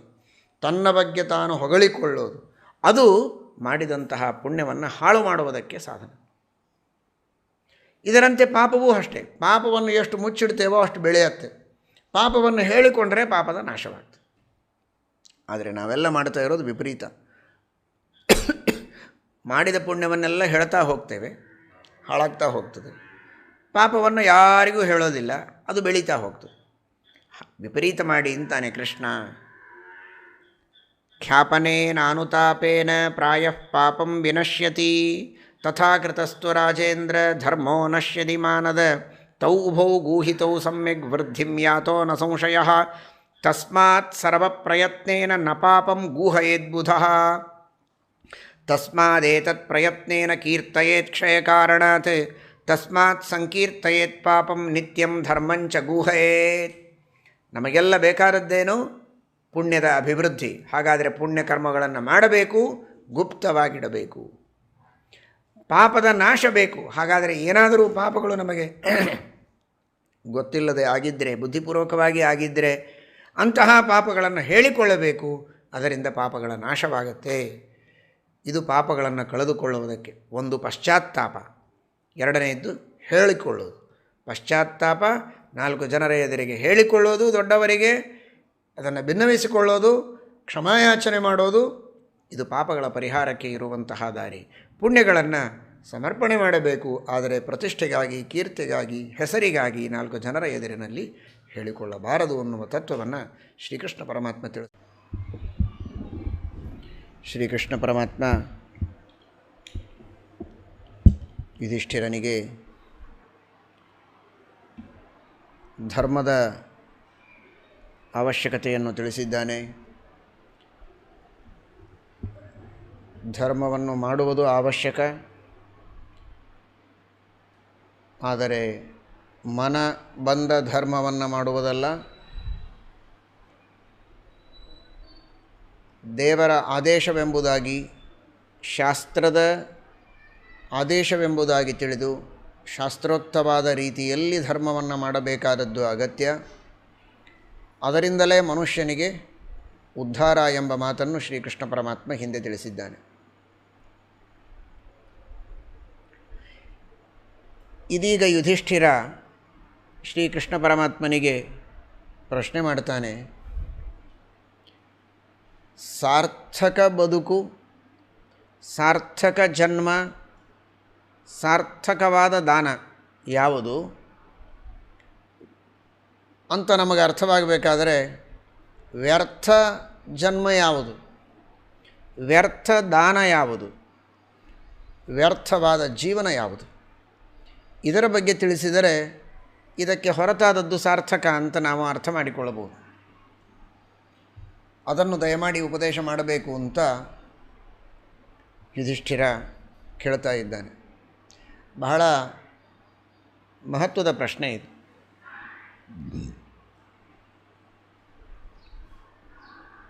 ಮನುಷ್ಯ ತನಗೆ ತಿಳಿದಂತೆ ಏನೋ ಮಾಡ್ತಾ ಇರ್ತಾನೆ. ಮೊನ್ನೆ ತಿಳಿದ ಹಾಗೆ ಬಹಳ ಬಹಳ ಅಪರೂಪಕ್ಕೆ ಸಿಗೋ ಜನ್ಮ ಇದು ಮಾನವ ಜನ್ಮ. ಎಷ್ಟೆಷ್ಟೋ ಕೋಟಿ ಜನ್ಮಗಳ ನಂತರ ಸಿಗುವ ಈ ಮಾನವ ಜನ್ಮದಲ್ಲಿ ಮನಬಂದಂತೆ ನಾವು ಜೀವನವನ್ನು ನಡೆಸಿ ಆಮೇಲೆ ಒಂದು ಸಲ ಜೀವನದ ಸಂಜೆಯಲ್ಲಿ ನಮಗೆ ಗೊತ್ತಾದರೆ ಅಯ್ಯೋ ಹೀಗೆ ಜೀವನ ಮಾಡಬಾರ್ದಾಗಿತ್ತು ಅಂತ ಮತ್ತೆ ಎಕ್ಸ್ಟೆನ್ಷನ್ ಕೊಡಿ ಅಂತ ಕೇಳೋದಕ್ಕಾಗೋದಿಲ್ಲ. ದೇವರು ಕೊಟ್ಟಷ್ಟು ಆಯುಷ್ಯದಲ್ಲಿ ಜೀವನವನ್ನು ಸಾರ್ಥಕ ಮಾಡಿಕೊಳ್ಳಬೇಕೇ ಹೊರತು ಅಂದ ಹಾಗೆ ನಾನು ಹೀಗಿರಬಾರ್ದಾಗಿತ್ತು, ಏನೋ ತಪ್ಪಾಯಿತು, ಸರಿ ಇನ್ನೊಂದು ಸಲ ನನಗೆ ಚಾನ್ಸ್ ಕೊಡು, ಮತ್ತು ಸ್ವಲ್ಪ ಎಕ್ಸ್ಟೆನ್ಷನ್ ಕೊಡು ಅಂತ ಕೇಳಲಿಕ್ಕಾಗತ್ತಾ? ಹಾಗಾದರೆ ಏನೋ ಮಾಡಿದೆ ಅಂತಾಗಬಾರದು. ದೇವರು ಕೊಟ್ಟ ಈ ಜನ್ಮ ಸಾರ್ಥಕ ಅಂತಾಗಬೇಕಾದರೆ ಯಾವ ರೀತಿಯಾಗಿ ನಾನು ವರ್ತಿಸಿದರೆ ನನ್ನ ಜನ್ಮ ವ್ಯರ್ಥವಾಗತ್ತೆ ಅನ್ನೋದನ್ನು ಮೊದಲು ಚೆನ್ನಾಗಿ ತಿಳಿದು ಆ ರೀತಿಯಾಗಿ ವರ್ತನೆ ಮಾಡದೆ ಜನ್ಮವನ್ನು ಸಾರ್ಥಕ ಮಾಡಿಕೊಳ್ಳುವ ಪ್ರಯತ್ನ ಮಾಡಬೇಕು. ಹುಟ್ಟು ಬದುಕು ಸಾರ್ಥಕ ಆಗಬೇಕು.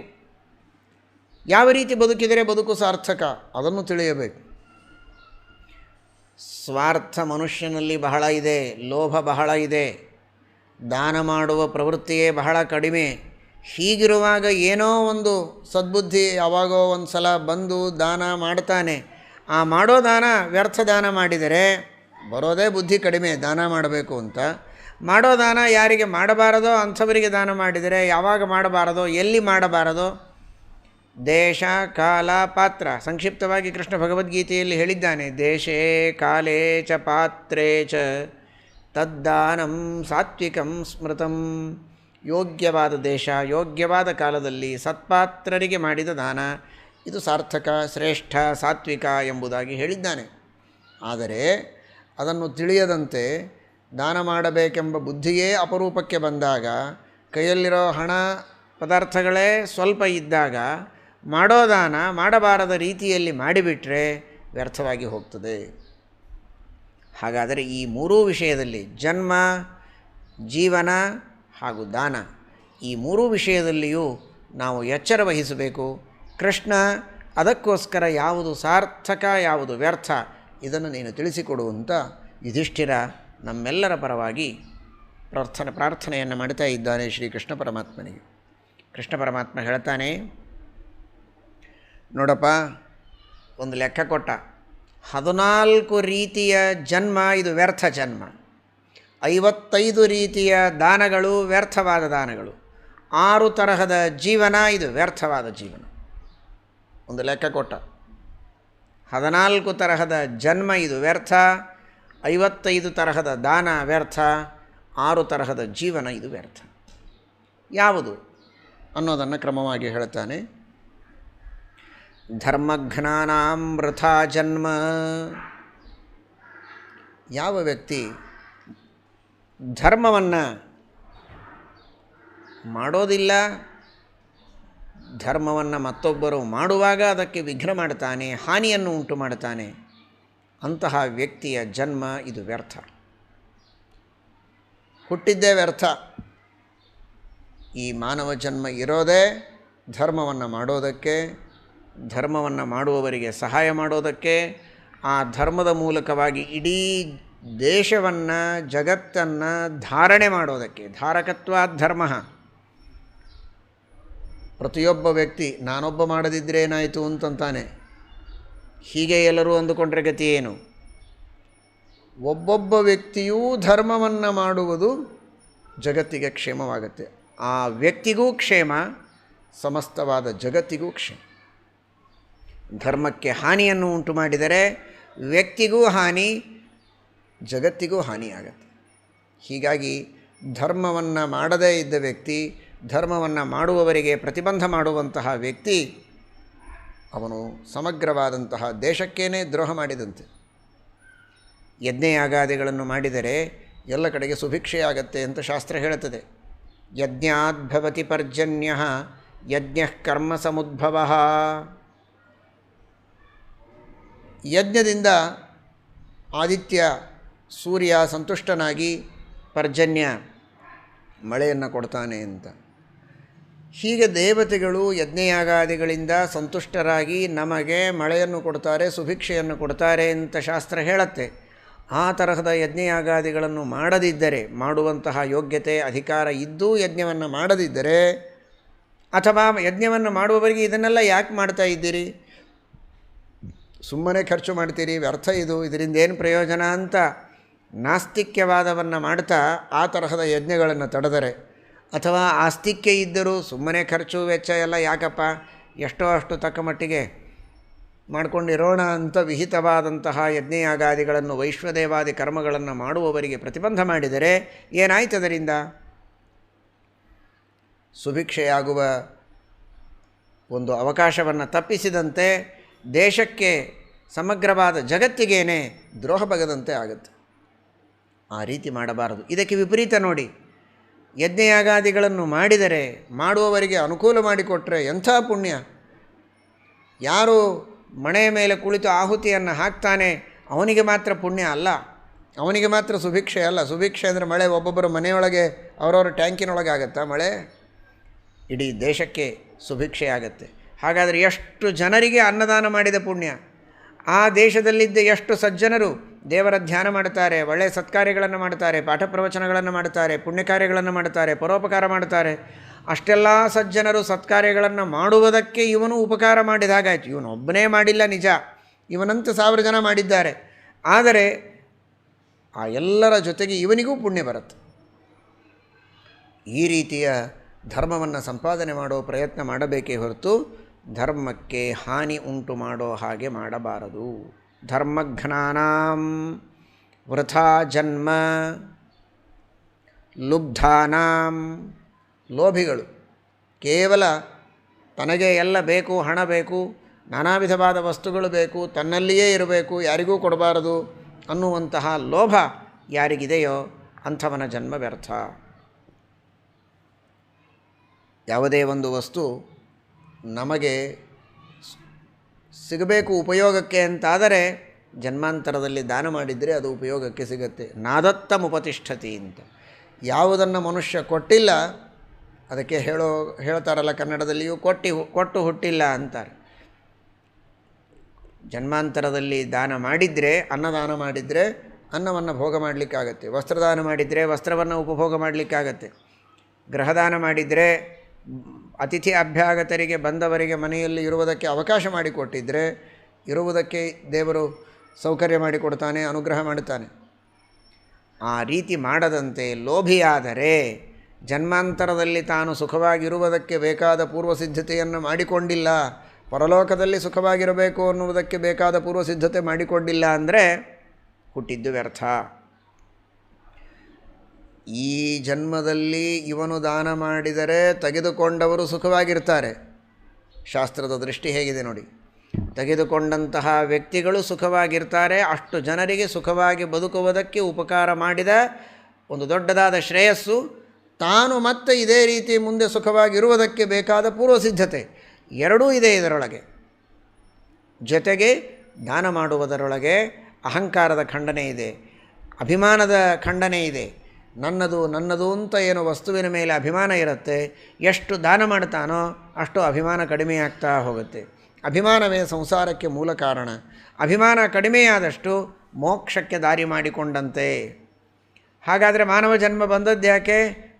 ಮೋಕ್ಷ ಸಾಧನೆಯನ್ನು ಮಾಡೋದಕ್ಕೆ, ಸಂಸಾರವನ್ನು ಕಳೆದುಕೊಳ್ಳೋದಕ್ಕೆ. ಸಂಸಾರ ಅಂದ್ರೇನು, ಕಳೆದುಕೊಳ್ಳೋದು ಅಂದ್ರೇನು ಅಂತೇ ಗೊತ್ತಿಲ್ಲದ ಉಳಿದ ಪಶು ಪಕ್ಷಿ ಪ್ರಾಣಿಯಾದಾಗ ಮಾಡಲು ಸಾಧ್ಯವಾಗದ ಸಾಧನೆಯನ್ನು ಮಾಡಿಕೊಳ್ಳುವುದಕ್ಕೆ ಬಂದದ್ದು ಮಾನವ ಜನ್ಮ. ಹಾಗಾದರೆ ದಾನವು ಅದರಲ್ಲಿ ಒಂದು ದೊಡ್ಡದಾದಂತಹ ಕರ್ತವ್ಯ. ಅನೇಕ ಕರ್ತವ್ಯಗಳಲ್ಲಿ ದಾನವೂ ಒಂದು ಮಹತ್ವದ್ದು. ಯಜ್ಞೋ ದಾನಂ ತಪಶ್ಚೈವ ಪಾವನಾನಿ ಮನೀಷಿಣಾಂ ಏತಾನ್ಯಪಿತು ಕಾರ್ಯಾಣಿ ಸಂಗಂ ತ್ಯಕ್ತ್ವಾ ಧನಂಜಯ. ಶ್ರೀಕೃಷ್ಣ ಪರಮಾತ್ಮ ಭಗವದ್ಗೀತೆಯಲ್ಲಿ 18ನೇ ಅಧ್ಯಾಯದಲ್ಲಿ ಹೇಳಿದ ಹಾಗೆ, ಯಜ್ಞೋ ದಾನಂ ತಪಶ್ಚೈವ ಪಾವನಾನಿ ಮನೀಷಿಣ. ಯಜ್ಞ, ದಾನ, ತಪಸ್ಸು ಮಾಡಲೇಬೇಕು. ಮನುಷ್ಯನ ಪಾಪಗಳನ್ನು ಕಳೆದು ಅವನನ್ನು ಪವಿತ್ರಗೊಳಿಸುವಂತಹ ಶ್ರೇಷ್ಠವಾದಂತಹ ಉಪಾಯಗಳು. ಅದರಲ್ಲಿ ದಾನ ಇದು ಆ ಮನುಷ್ಯನಿಗೆ ಎಷ್ಟು ವಸ್ತುಗಳನ್ನು ದಾನ ಮಾಡ್ತಾನೋ ಅಷ್ಟು ವಸ್ತುಗಳ ಮೇಲೆ ಅಭಿಮಾನ ಕಡಿಮೆ ಆಗುತ್ತೆ.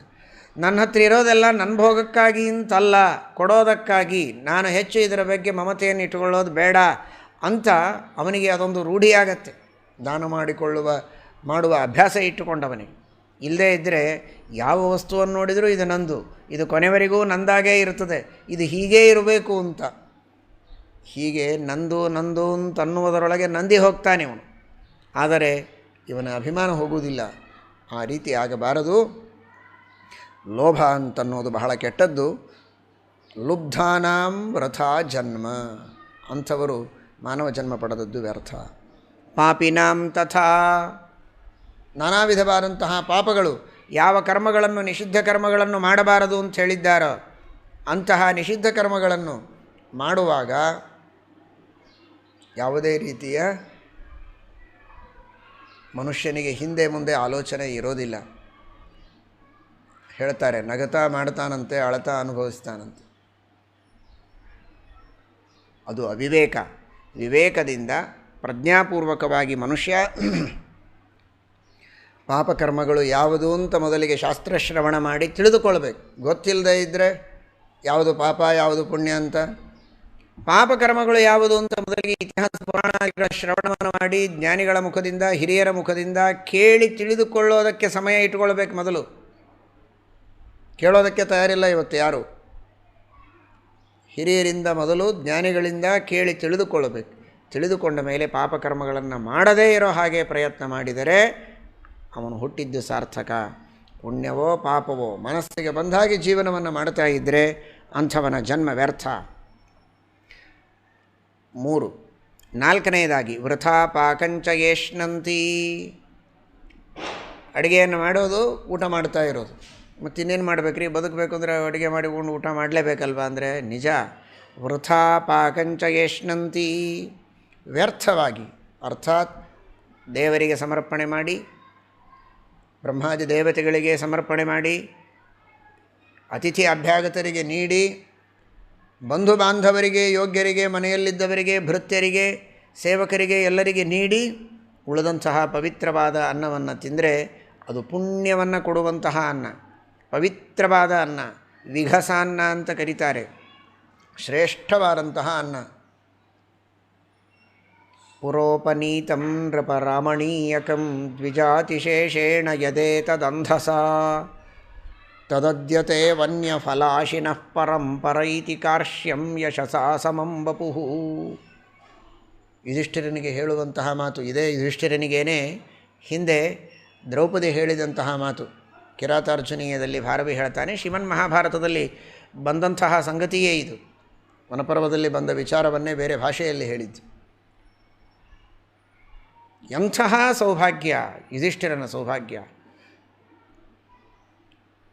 ಕೋಟಿ ಕೋಟಿ ಜನರು, ಲಕ್ಷ ಲಕ್ಷ ಜನರು ಬಂದು ಅಲ್ಲಿ ಅನ್ನದಾನವನ್ನು ಸ್ವೀಕಾರ ಮಾಡಿ, ಪವಿತ್ರವಾದಂತಹ ಅಷ್ಟೆಲ್ಲ ಜನರಿಗೆ, ಯೋಗ್ಯರಿಗೆ, ಸತ್ಪಾತ್ರರಿಗೆ ದಾನ ಮಾಡಿ ಉಳಿದ ಅನ್ನವನ್ನು ನೀನು ಸ್ವೀಕಾರ ಮಾಡ್ತಾ ಇದ್ದಿ, ಈಗ ಇಲ್ಲಿ ಬಂದು ಕುಳಿತಿದ್ದೀಯಲ್ಲ ವನವಾಸದಲ್ಲಿ ಅಂತ.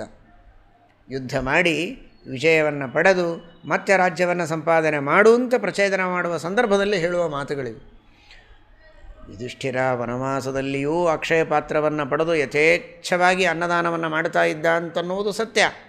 ಹೇಳುವ ತಾತ್ಪರ್ಯ, ಅತಿಥಿ ಅಭ್ಯಾಗತರಿಗೆ, ಬ್ರಾಹ್ಮಣರಿಗೆ, ಸಜ್ಜನರಿಗೆ, ಯೋಗ್ಯರಿಗೆ ದಾನವನ್ನು ಮಾಡಿ ಪವಿತ್ರವಾದಂತಹ ಅನ್ನವನ್ನು ಸ್ವೀಕಾರ ಮಾಡಬೇಕು. ಇಲ್ಲದೇ ಇದ್ದರೆ ಅವನ ಜನ್ಮ ವ್ಯರ್ಥ. ಪರದಾರ ರಥಾಶ್ಚಯೇ, ಪರಸ್ತ್ರೀಯರಲ್ಲಿ ಯಾರು ರಥರಾಗಿದ್ದಾರೆ ಅಂಥವರ ಜನ್ಮ ವ್ಯರ್ಥ. ಶುದ್ಧವಾದಂತಹ ಬ್ರಹ್ಮಚರ್ಯದಿಂದ ತಮ್ಮ ತಮ್ಮ ದಾರರಲ್ಲಿ ನಿಷ್ಠನಾಗಿದ್ದು ಯಾವ ವ್ಯಕ್ತಿ ಬ್ರಹ್ಮಚರ್ಯದಿಂದ ಜೀವನ ಮಾಡ್ತಾನೆ, ಮದುವೆಯಾದರೂ ಅವನು ಕೇವಲ ಸ್ವಪತ್ನಿ ರಥನಾದರೆ ಅದು ಬ್ರಹ್ಮಚರ್ಯ ಅಂತ. ಆ ತರಹದ ಬ್ರಹ್ಮಚರ್ಯದಿಂದ ಇರಬೇಕು. ಪರಸ್ತ್ರೀಯರಲ್ಲಿ ಆಸಕ್ತನಾಗಬಾರದು. ಆಸಕ್ತರಾದವರ ಜನ್ಮ ಇದು ವ್ಯರ್ಥ. ಪಾಕಭೇದಕರಾಯೇಚ, ಇನ್ನು ಸಮಾನವಾದಂತಹ ಪಂಕ್ತಿಯಲ್ಲಿ ಕುಳಿತಂತಹ ಜನರಿಗೆ ಪಾಕಭೇದವನ್ನು ಮಾಡಿದರೆ, ಒಬ್ಬರಿಗೆ ಒಂದು ತರಹದ ಅಡಿಗೆ, ಇನ್ನೊಬ್ಬರಿಗೆ ಇನ್ನೊಂದು ಅನಾರೋಗ್ಯ ಮೂಲಕವಾಗಿ ವ್ಯತ್ಯಾಸ ಮಾಡುವುದು ಬೇರೆ, ಅವರವರ ವಯಸ್ಸು ನೋಡಿಕೊಂಡು ವ್ಯತ್ಯಾಸ ಮಾಡೋದು ಬೇರೆ, ಅಭಿರುಚಿಗೆ ತಕ್ಕ ಹಾಗೆ ವ್ಯತ್ಯಾಸ ಮಾಡೋದು ಬೇರೆ. ಆದರೆ ಪಕ್ಷಪಾತದ ದೃಷ್ಟಿಯಲ್ಲಿ ವ್ಯತ್ಯಾಸ ಮಾಡುವುದು ತಪ್ಪು. ಕೆಲವರಿಗೆ ಸೇರೋದಿಲ್ಲ, ಕೆಲವರಿಗೆ ಹುಳಿ ಸೇರೋದಿಲ್ಲ, ಕೆಲವರಿಗೆ ಸಿಹಿ ಸೇರೋದಿಲ್ಲ, ಕೆಲವರಿಗೆ ಖಾರ ಸೇರೋದಿಲ್ಲ. ನನಗಿದು ಬೇಡ ಅದು ಹಾಕು ಅಂತಾರೆ. ಅವರವರ ಅಪೇಕ್ಷೆಗೆ ತಕ್ಕ ಹಾಗೆ ಹಾಕೋದರಲ್ಲಿ ತಪ್ಪಿಲ್ಲ. ಆರೋಗ್ಯಾದಿಗಳ ವಿಚಾರ ಅಥವಾ ವಯಸ್ಸು ಅಪೇಕ್ಷೆ ಇರುತ್ತೆ, ಅವನಿಗೆ ತಡೆಯೋದಿಲ್ಲ, ಚಿಕ್ಕ ಮಗು, ಅವರವರ ಯೋಗ್ಯತೆಗೆ ತಕ್ಕ ಹಾಗೆ ಆಹಾರ ಹಾಕಿದರೆ ತಪ್ಪಿಲ್ಲ.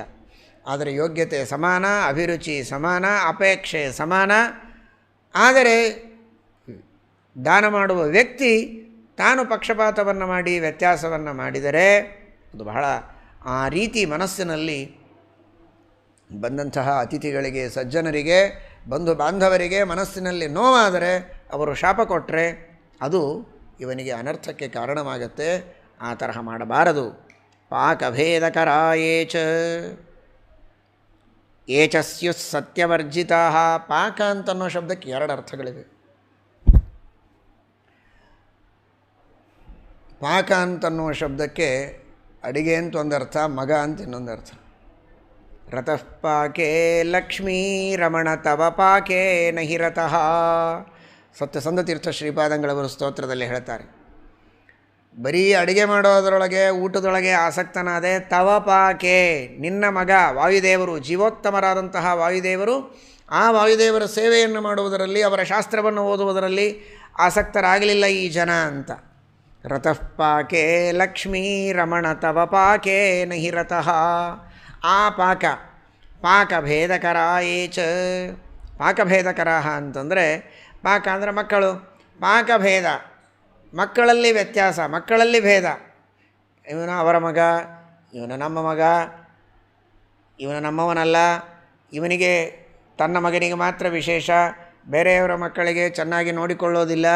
ಈ ರೀತಿ ಒತ್ತಟ್ಟಿಗೆ ಸೇರಿದ ಅನೇಕ ಮಕ್ಕಳಿರುವಾಗ ಇವನು ನನ್ನ ಮಗ ಇವನಲ್ಲ, ನನ್ನ ಮಗ ಇವನು ಅಲ್ಲ ಅಂತ ತಿಳಿಯಲೇಬೇಕು. ಯಾರ ಮಗನೋ ಅವರ ಮಗನೇ. ಆದರೆ ಆ ಕಾರಣಕ್ಕಾಗಿ ಇನ್ನುಳಿದ ಆಹಾರಾದಿಗಳ ವಿಷಯದಲ್ಲಿರಬಹುದು, ಪ್ರೋತ್ಸಾಹನೆ ಕೊಡುವ ವಿಷಯದಲ್ಲಿರಬಹುದು, ಎಲ್ಲರಿಗೂ ಸಮಾನವಾಗಿ ಮಾಡಬೇಕಾದಂತಹ ಏನೊಂದು ಕರ್ತವ್ಯ ಕರ್ಮಗಳಿವೆ ಅಂಥವುಗಳ ವಿಷಯದಲ್ಲಿ ವ್ಯತ್ಯಾಸ ಭೇದ ಮಾಡಿದರೆ ಪಾಕಭೇದ ಕರಾಯೇಚ, ಆ ರೀತಿಯ ಪಾಕಭೇದವನ್ನು ಮಾಡಿದರೂ ತಪ್ಪು. ಅವರವರ ಯೋಗ್ಯತೆಗೆ ತಕ್ಕ ಹಾಗೆ ಎಲ್ಲರಿಗೂ ಸಮಾನವಾದ ರೀತಿಯಲ್ಲಿ ಅಪೇಕ್ಷಿತವಾದದ್ದನ್ನು, ಅವಶ್ಯಕತೆ ಇದ್ದದ್ದನ್ನು ಒದಗಿಸಿಕೊಡಬೇಕಾದದ್ದು ಸಜ್ಜನರ ಕರ್ತವ್ಯ ಎಂಬುದಾಗಿ ತಿಳಿಸ್ತಾರೆ. ಪಾಕಭೇದವನ್ನು ಮಾಡಿದರೆ ಅವನ ಜನ್ಮ ವ್ಯರ್ಥ ಅಂತ. ಏಚಸ್ಯು ಸತ್ಯವರ್ಜಿತಾ, ಇನ್ನು ಯಾರು ಸತ್ಯವನ್ನು ಮಾತನಾಡೋದಿಲ್ಲ ಅಂಥವರ ಜನ್ಮ ವ್ಯರ್ಥ. ನೋಡಿದರೆ ಈ ಸತ್ಯ ಅಸತ್ಯ ಇದೆಲ್ಲ ಸಮಸ್ಯೆ ಇರೋದು, ಈ ಎಲ್ಲ ವಿಷಯಗಳು ಹಾಗೇ. ಇದೆಲ್ಲ ಯಾರಿಗೆ? ಮಾನವರಿಗೇನೆ. ಪಶುಗಳಿಗೇನಿದೆ? ಮಾತೇ ಆಡೋದಿಲ್ಲ. ಮಾತಾಡಿದರೆ ತಾನೇ ಸುಳ್ಳು ಮಾತಾಡಬೇಕು. ಅವು ಮಾತೇ ಆಡೋದಿಲ್ಲ. ಮಾತು ಬರೋದೇ ಮಾನವನಿಗೆ. ಸುಳ್ಳು ಮಾತನಾಡೋ ಪ್ರಸಕ್ತಿ ಇರೋದು ಇವನಿಗೆ. ಆದರೆ ಇವನಿಗೆ ಮಾತಾಡಲಿಕ್ಕೆ ಶಕ್ತಿ ಕೊಟ್ಟದ್ದು ಸುಳ್ಳು ಮಾತನಾಡಲಿಕ್ಕಲ್ಲ, ಸತ್ಯವನ್ನು ಮಾತನಾಡೋದಕ್ಕೆ. ಯಾವ ವ್ಯಕ್ತಿ ಸತ್ಯವನ್ನು ಮಾತನಾಡೋದಿಲ್ಲ, ಸತ್ಯವನ್ನು ಅನುಷ್ಠಾನದಲ್ಲಿ ತರೋದಿಲ್ಲ, ಅಂತಹ ವ್ಯಕ್ತಿಯ ಜನ್ಮ ವ್ಯರ್ಥ. ಯತ್ ಸತಾಂ ಹಿತಮತ್ಯಂತಂ ತತ್ಸತ್ಯಮಿತಿ ಚಕ್ಷತೆ. ಸತ್ಯ ಅಂದ್ರೇನು? ಬರೀ ಸರಿಯಾಗಿ ತಿಳಿಯೋದಲ್ಲ, ತಾನು ಏನು ಸರಿಯಾಗಿ ತಿಳಿತಾನೆ ತಿಳಿದ ಹಾಗೆ ಮಾಡೋದು, ತಿಳಿದ ಹಾಗೆ ಮಾತನಾಡೋದು. ಋತಂ ಯಥಾರ್ಥ ವಿಜ್ಞಾನಂ ಸತ್ಯಂ ತತ್ಪೂರ್ವಿಕಾ ಕೃತಿ. ಸರಿಯಾದದ್ದನ್ನು ತಿಳ್ಕೊಳ್ಳೋದೇನಿದೆ ಅದು ಋತ. ಋಗತೌ ಏಗತ್ಯರ್ಥ ತೇ ಜ್ಞಾನಾರ್ಥ. ಋತಂ ಯಥಾರ್ಥ ವಿಜ್ಞಾನಂ, ಇದ್ದದ್ದನ್ನು ಇದ್ದ ಹಾಗೆ ಸರಿಯಾಗಿ ಪ್ರತ್ಯಕ್ಷ ಅನುಮಾನ ಆಗಮ ಪ್ರಮಾಣಗಳಿಗೆ ಅನುಗುಣವಾಗಿ ತಿಳಿಯಬೇಕು. ತಿಳಿಯೋದು ಮಾತ್ರ ಅಲ್ಲ, ತಿಳಿದ ಹಾಗೆ ತಾನು ವರ್ತನೆ ಮಾಡಬೇಕು. ಮಾತು ಹಾಗೆ ಆಡಬೇಕು, ಕೃತಿಯಲ್ಲಿಯೂ ಅದೇ ರೀತಿ ಮಾತಾಡಿದಂತೆ ನಡೆದುಕೊಳ್ಬೇಕು. ಏಕರೂಪವಾಗಿರಬೇಕು. ಮನಸ್ ಏಕಂ ವಚಸ್ ಏಕಂ ಕರ್ಮಣ್ಯೇಕಂ ಮಹಾತ್ಮನಾಂ. ಮನಸ್ಸಿನಲ್ಲಿ, ಮಾತಿನಲ್ಲಿ, ಕೃತಿಯಲ್ಲಿ ಏಕರೂಪತೆ ಇರಬೇಕು. ಮನಸ್ಸಿನಲ್ಲಿ ಏನೋ ಒಂದು, ಮಾತಿನೊಳಗೆ ಇನ್ನೊಂದೇ, ಕೃತಿಯೊಳಗೆ ಮತ್ತೊಂದೇ ಇರುತ್ತೆ. ಮನಸ್ಸೇಕಂ ವಚಸ್ಸೇಕಂ ಕರ್ಮಣ್ಯೇಕಂ ದುರಾತ್ಮನಾಂ. ಆ ರೀತಿ ಇರಬಾರದು, ಏಕರೂಪತೆ ಇರಬೇಕು ಅಂತನ್ನುವುದನ್ನು ಶಾಸ್ತ್ರದಲ್ಲಿ ಹೇಳ್ತಾರೆ. ಸತ್ಯ, ಆ ತರಹದ ಸತ್ಯವನ್ನು ಶಾಸ್ತ್ರೋಕ್ತವಾದ ರೀತಿಯಲ್ಲಿ ತತ್ವವನ್ನು ತಿಳಿದು, ಕರ್ತವ್ಯವನ್ನು ತಿಳಿದು, ಹಾಗೆ ತನ್ನ ಮಾತು ಹಾಗೂ ಕೃತಿಯನ್ನು ಇಟ್ಟುಕೊಳ್ಳುವವರು, ಅದರಿಂದ ಸಜ್ಜನರಿಗೆ ಹಿತವಾಗುವಂತೆ ನೋಡಿಕೊಳ್ಳುವವರು ಯಾರೋ ಅವರು ಸತ್ಯವಂತರು. ಸತ್ಯವಂತರಾದರೆ ಅದರಿಂದ ಅವರಿಗೆ ಸಕಲ ವಿಧವಾದಂತಹ ಸೌಭಾಗ್ಯ. ನಾಭಾಗನ ಕಥೆಯನ್ನು ಕೇಳ್ತೀರಿ ಶ್ರೀಮದ್ಭಾಗವತದಲ್ಲಿ. ವೈವಸ್ವತ ಮನುವಿನ ಮಗ ನಾಭಾಗ. ಎಲ್ಲ ಅಣ್ಣ ತಮ್ಮಂದಿರು ಸಂಪತ್ತನ್ನು ಹಂಚಿಕೊಂಡಿದ್ದಾರೆ. ಇವನ ಪಾಲಿಗೆ ಏನು ಸಿಕ್ಕಿಲ್ಲ. ಅಪ್ಪನಿಗೆ ಕೇಳಿದ, ಹೋಗಪ್ಪ, ಇಂತಹ ಯಜ್ಞ ನಡೀತಾ ಇದೆ, ಅಲ್ಲಿ ಹೋಗಿ ನೀನು ಅವರಿಗೆ ಯಾವ ಮಂತ್ರಗಳು ನೆನಪಿಗೆ ಬರೋದಿಲ್ಲ ಅದನ್ನು ನೆನಪು ಮಾಡಿಕೊಟ್ರೆ ನಿನಗೆ ಬೇಕಾದಷ್ಟು ಸಂಪತ್ತು ಕೊಡ್ತಾರೆ ಅಂತ. ನೋಡಿ, ಅಂದರೆ ಒಂದೊಂದು ಮಾತು, ಮಂತ್ರಗಳ ಬಗ್ಗೆ ಏನೊಂದು ಮಹತ್ವ. ಆ ಸಂದರ್ಭದಲ್ಲಿ ಬೇಕಾದಂತಹ ಮಂತ್ರಗಳನ್ನು ನೆನಪು ಮಾಡಿಕೊಟ್ಟದ್ದಕ್ಕೆ ಆ ಋಷಿಗಳಿಗೆ ಎಷ್ಟು ಸಂತೋಷ. ಏನೋ ಹೇಳಿ ನೆನಪು ಮಾಡಿಕೊಡ್ತೀನಿ, ಭಾಳ ಸಂತೋಷಪ್ಪ, ಥ್ಯಾಂಕ್ಸ್ ಅಂತ ಇಷ್ಟೇ ಹೇಳಿ ಮುಗಿಸಲಿಲ್ಲ ಅವರು. ಯಜ್ಞಯಾಗಾದಿಗಳನ್ನು ಮಾಡುವಾಗ ವೇದ ಮಂತ್ರಗಳನ್ನು ಸಕಾಲಕ್ಕೆ ಸರಿಯಾಗಿ ಸಸ್ವರವಾಗಿ ಸುಸ್ವರವಾಗಿ ಪಠನೆ ಮಾಡೋದು ಬಹಳ ಬಹಳ ಮಹತ್ವದ್ದು. ಅದಂತಹ ಶ್ರೇಷ್ಠ ಕೆಲಸ ಮಾಡಿದ್ದಕ್ಕೆ ಋಷಿಗಳಿಗೇನು ಸಂತೋಷ. ಯಜ್ಞಯಾಗಾದಿಗಳಲ್ಲಿ ಉಳಿದ ಎಲ್ಲ ಸಂಪತ್ತನ್ನು ಕೊಟ್ಬಿಡ್ತಾರೆ, ತೊಗೊಂಡು ಹೋಗಿ ನೀನೇ ಅಂತ. ಆಗಿನ ಕಾಲದ ಯಜ್ಞ ಬೇಕಾದಷ್ಟು ಸುವರ್ಣಮಯವಾದಂತಹ ಎಲ್ಲ ಸಂಭಾರಗಳು, ಬೇಕಾದಷ್ಟು ಮುತ್ತು ರತ್ನ ಬಂಗಾರ ನಾನಾ ವಿಧವಾದ ಪದಾರ್ಥಗಳನ್ನೆಲ್ಲ ಕೊಟ್ಟಿದ್ದಾರೆ. ಈ ವೈವಸ್ವತನ ಮನುವಿನ ಮಹಾನುಭಾವನ ಜ್ಞಾನ ಎಷ್ಟು ದೊಡ್ಡದು ನೋಡಿ. ಹೀಗೆ ಅವರು ಮರೀತಾರೆ, ನೀನು ಹೋಗಿ ಹೇಳು ಅಂದರೆ ಅವರು ನಿನಗೆ ಸಂಪತ್ತು ಕೊಡ್ತಾರೆ. ಇದೆಲ್ಲ ಇವನಿಗೆ ಗೊತ್ತು. ಅಂತಹ ಜ್ಞಾನಿಗಳು, ಇವನು ಅಂತಹ ಉತ್ತಮವಾದಂತಹ ಜ್ಞಾನಿ ಸಂಪತ್ತನ್ನು ತೆಗೆದುಕೊಂಡು ಬರ್ತಾ ಇದ್ದಾನೆ. ಮಧ್ಯದಲ್ಲಿ ಶ್ರೇಷ್ಠನಾದ ಒಬ್ಬ ಬ್ರಾಹ್ಮಣ, ಕಪ್ಪು ಬಣ್ಣದ ಬ್ರಾಹ್ಮಣ ಬಂದು, ಇದು ನನ್ನದು, ನೀನು ಒಯ್ತಕ್ಕದ್ದಲ್ಲ ಅಂತ ಹೇಳಿದರೆ ಇದು ನನಗೆ ಕೊಟ್ಟಿದ್ದಾರೆ, ನಿಮ್ದು ಹೇಗಾಗತ್ತೆ, ನಿಮ್ಮ ತಂದೆಗೆ ಕೇಳು ಅಂತ ಹೇಳ್ತಾರೆ. ವೈವಸ್ವತ ಮನುವಿಗೆ ಕೇಳಿದರೆ, ಹೌದಪ್ಪ ಇದು ಅವರದೇ, ಅವರು ಬಂದವರು ಬೇರೆ ಯಾರಲ್ಲ, ಮಹಾನುಭಾವರು ರುದ್ರದೇವರು, ಯಜ್ಞೋಚ್ಛಿಷ್ಟವಾದ ಎಲ್ಲ ಸಂಪತ್ತಿನ ಮೇಲೆ ಅವರದೇ ಅಧಿಕಾರ ಅಂತ. ಸರಿ ಅಂತ ಬಂದು ಅವನು ಹೇಳಿದ. ಎಷ್ಟು ಸಂತೋಷ ಆಗಬೇಕು ರುದ್ರದೇವರಿಗೆ. ಸತ್ಯ, ಯಾರೂ ಒಬ್ಬರೆದುರಿಗೆ ಒಬ್ಬರಿಲ್ಲ, ತಂದೆ ಒಂದು ಕಡೆಗೆ, ರುದ್ರದೇವರು ಒಂದು ಕಡೆಗೆ, ಇವನು ಬಂದಿದ್ದಾನೆ. ಸುಳ್ಳು ಹೇಳ್ಬೋದಾಗಿತ್ತು, ಇದು ನನ್ನದೇ, ನಿಮ್ಮದಲ್ಲ ಅಂತ ಹೇಳಿ ಕಳಿಸಿದ್ದಾರೆ ತಂದೆ ಅಂತ. ನಿಮ್ಮ ತಂದೆ ಹೇಗೆ ಹೇಳ್ತಾರೆ ಹಾಗೆ ಕೇಳು ಅಂತ ಹೇಳಿದ್ರೆ ತಾನೇ ಅವರು. ಸುಳ್ಳು ಹೇಳಲಿಲ್ಲ. ಸಂಪತ್ತಿಲ್ಲ, ತನ್ನ ಭಾಗಕ್ಕೇನು ಸಿಕ್ಕಿಲ್ಲ ಅಂತ ಒದ್ದಾಡ್ತಾ ಇದ್ದರೂ ಕೂಡ ಸತ್ಯವನ್ನು ಹೇಳಿದ. ರುದ್ರದೇವರು ಪೂರ್ಣ ಅನುಗ್ರಹ ಮಾಡಿದ್ದಾರೆ, ಆಶೀರ್ವಾದ ಮಾಡಿದ್ದಾರೆ. ಅವನಿಗೆ ಸಂಪತ್ತನ್ನು ಕೊಡೋದಷ್ಟೇ ಅಲ್ಲ, ಬ್ರಹ್ಮಜ್ಞಾನವನ್ನು ಕೊಟ್ಟು ಅನುಗ್ರಹ ಮಾಡಿದರು. ಅವನ ಜನ್ಮ ಸಾರ್ಥಕ ಆಯಿತು. ಎಂಥ ಮಗ ಹುಟ್ಟಿದ ಅವನಿಗೆ. ನಾಭಾಗಾದಂಬರೀಶೋಭೂ, ಅಂಬರೀಷ್ ಚಕ್ರವರ್ತಿಯಂತಹ ಪರಮಧಾರ್ಮಿಕನಾದ ಮಗ ಹುಟ್ಟಿದ. ಯಾಕೆ? ಆ ಸತ್ಯದ ಪ್ರಭಾವ, ರುದ್ರದೇವದ ಆಶೀರ್ವಾದದ ಪ್ರಭಾವ. ಸತ್ಯವಂತನಾದರೆ ಎಲ್ಲ ದೇವತೆಗಳ ಅನುಗ್ರಹವನ್ನು, ಆಶೀರ್ವಾದವನ್ನು ಪಡೀತಾನೆ ಎನ್ನುವುದಕ್ಕೆ ಇದು ಸಾಕ್ಷಿ. ದೇವತೆಗಳ ಗುರುಗಳ ಅನುಗ್ರಹ ಪಡೆದರೆ ಜನ್ಮ ಸಾರ್ಥಕವಾಗದೆ ಏನು ಮಾಡುತ್ತೆ? ಪಡೆಯದೇ ಇದ್ದರೆ, ಅಸತ್ಯವಂತನಾದರೆ, ಅವರ ನಿಗ್ರಹಕ್ಕೆ ಕೋಪಕ್ಕೆ ಗುರಿಯಾದರೆ ಜನ್ಮ ವ್ಯರ್ಥವಾಗದೆ ಇನ್ನೇನು. ಕೃಷ್ಣ ಹೇಳ್ತಾನೆ, ಏಚಸ್ಯು ಸತ್ಯವರ್ಜಿತಾ, ಸತ್ಯರಹಿತರಾದವರು ಯಾರೋ ಅವರ ಜನ್ಮ ವ್ಯರ್ಥ ಅಂತ. ಮೃಷ್ಟಮಶ್ನಾತಿ ಯಶ್ಚೈಕಃ ಕ್ಲಿಶ್ಯಮಾನೈಸ್ತು ಬಾಂಧವೈ, ಬಂಧು ಬಾಂಧವರೆಲ್ಲ ಕಷ್ಟದಲ್ಲಿರ್ತಾರೆ, ಬಡತನ, ಊಟಕ್ಕೆ ಗತಿಯಿಲ್ಲ, ಸಮಸ್ಯೆಯಲ್ಲಿದ್ದಾರೆ. ಅವರೆಲ್ಲರಿಗೂ ಕೊಟ್ಟು ತಾನು ತಿನ್ನಬೇಕೇ ಹೊರತು ಎಲ್ಲರನ್ನ ಉಪವಾಸ ಕೂಡಿಸಿ ತಾನೊಬ್ಬನೇ ತಿಂತಾ ಇದ್ದರೆ, ಮೃಷ್ಟಮಶ್ನಾತಿ ಯಶ್ಚ ಏಕಃ ಕ್ಲಿಶ್ಯಮಾನೈಸ್ತು ಬಾಂಧವೈ, ಅವರೆಲ್ಲ ದುಃಖ ಪಡುವಾಗ ತಾನೊಬ್ಬ ಸ್ವಾರ್ಥಿಯಾಗಿ ಉಪಭೋಗ ಮಾಡ್ತಾ ಇದ್ದರೆ, ಹಂಚಿಕೊಂಡು ತಿನ್ನದಿದ್ದರೆ ಅವನ ಜನ್ಮ ವ್ಯರ್ಥ. ಪಿತರಂ ಮಾತರಂಚೈವ ಉಪಾಧ್ಯಾಯಂ ಗುರುಂ ತಥಾ ಮಾತುಲಂ ಮಾತುಲಾನೀಂಚ ಯೋನಿಹನ್ಯಾತ್ ಶಪೇತವಾ. ತಂದೆ ತಾಯಿಗಳನ್ನು ಹೊಡೆಯುವವರು, ಬಡಿಯುವವರು, ನಿಂದೆ ಮಾಡುವವರು, ಶಾಪ ಹಾಕುವವರು, ಜಗಳ ಆಡುವವರು, ಮನೆ ಬಿಟ್ಟು ಹೊರಗೆ ಕಳಿಸುವವರು, ಇಂಥವರೆಲ್ಲ ಬದುಕಿ ವ್ಯರ್ಥ, ಅವರ ಜನ್ಮವೇ ವ್ಯರ್ಥ. ಯಾವ ತಂದೆ ತಾಯಿಗಳು ಇವನಿಗೆ ಜನ್ಮವನ್ನು ಕೊಟ್ಟರು, ಪಾಲನೆ ಪೋಷಣೆ ಮಾಡಿ ಬೆಳೆಸಿದರು, ತಾವು ಉಪವಾಸ ಇದ್ದೂ ಕೂಡ ಇವನಿಗೆ ಹೊಟ್ಟೆಗೆ ಕಡಿಮೆಯಾಗಬಾರದು ಅಂತ ನೋಡಿಕೊಂಡ್ರೋ, ಅಷ್ಟು ಕಷ್ಟಪಟ್ಟು ಹಗಲು ರಾತ್ರಿ ಅನ್ನದೇ ಇವನನ್ನು ಪಾಲನೆ ಪೋಷಣೆ ಮಾಡಿದವರನ್ನು ಯಾವ ವಿಚಾರವನ್ನೂ ಮಾಡದೆ ಅವರನ್ನು ವೃದ್ಧಾಶ್ರಮಗಳಿಗೆ ಕಳಿಸಿ, ಮನೆಯಿಂದ ಆಚೆಗೆ ಕಳಿಸಿ, ಇಲ್ಲ ತಾನೇ ಮನೆಯಿಂದ ಆಚೆಗೆ ಹೋಗಿ ನೀವೇನಾದರೂ ಮಾಡಿಕೊಳ್ಳಿ ಅಂತ ಸೇವೆ ಮಾಡದಂತೆ ಯಾವ ವ್ಯಕ್ತಿ ತಂದೆ ತಾಯಿಗಳಿಗೆ ತೊಂದರೆ ಕೊಡ್ತಾನೆ, ಅಥವಾ ನಿಂದೆ ಮಾಡ್ತಾನೆ, ಅಥವಾ ಹೊಡಿತಾನೆ, ಇವರೆಲ್ಲರೂ ಕೂಡ ತಾರತಮ್ಯ ಇರ್ಬೋದು. ಹೊಡೆಯುವವನಿಗೆ ಪಾಪ ಬಹಳ,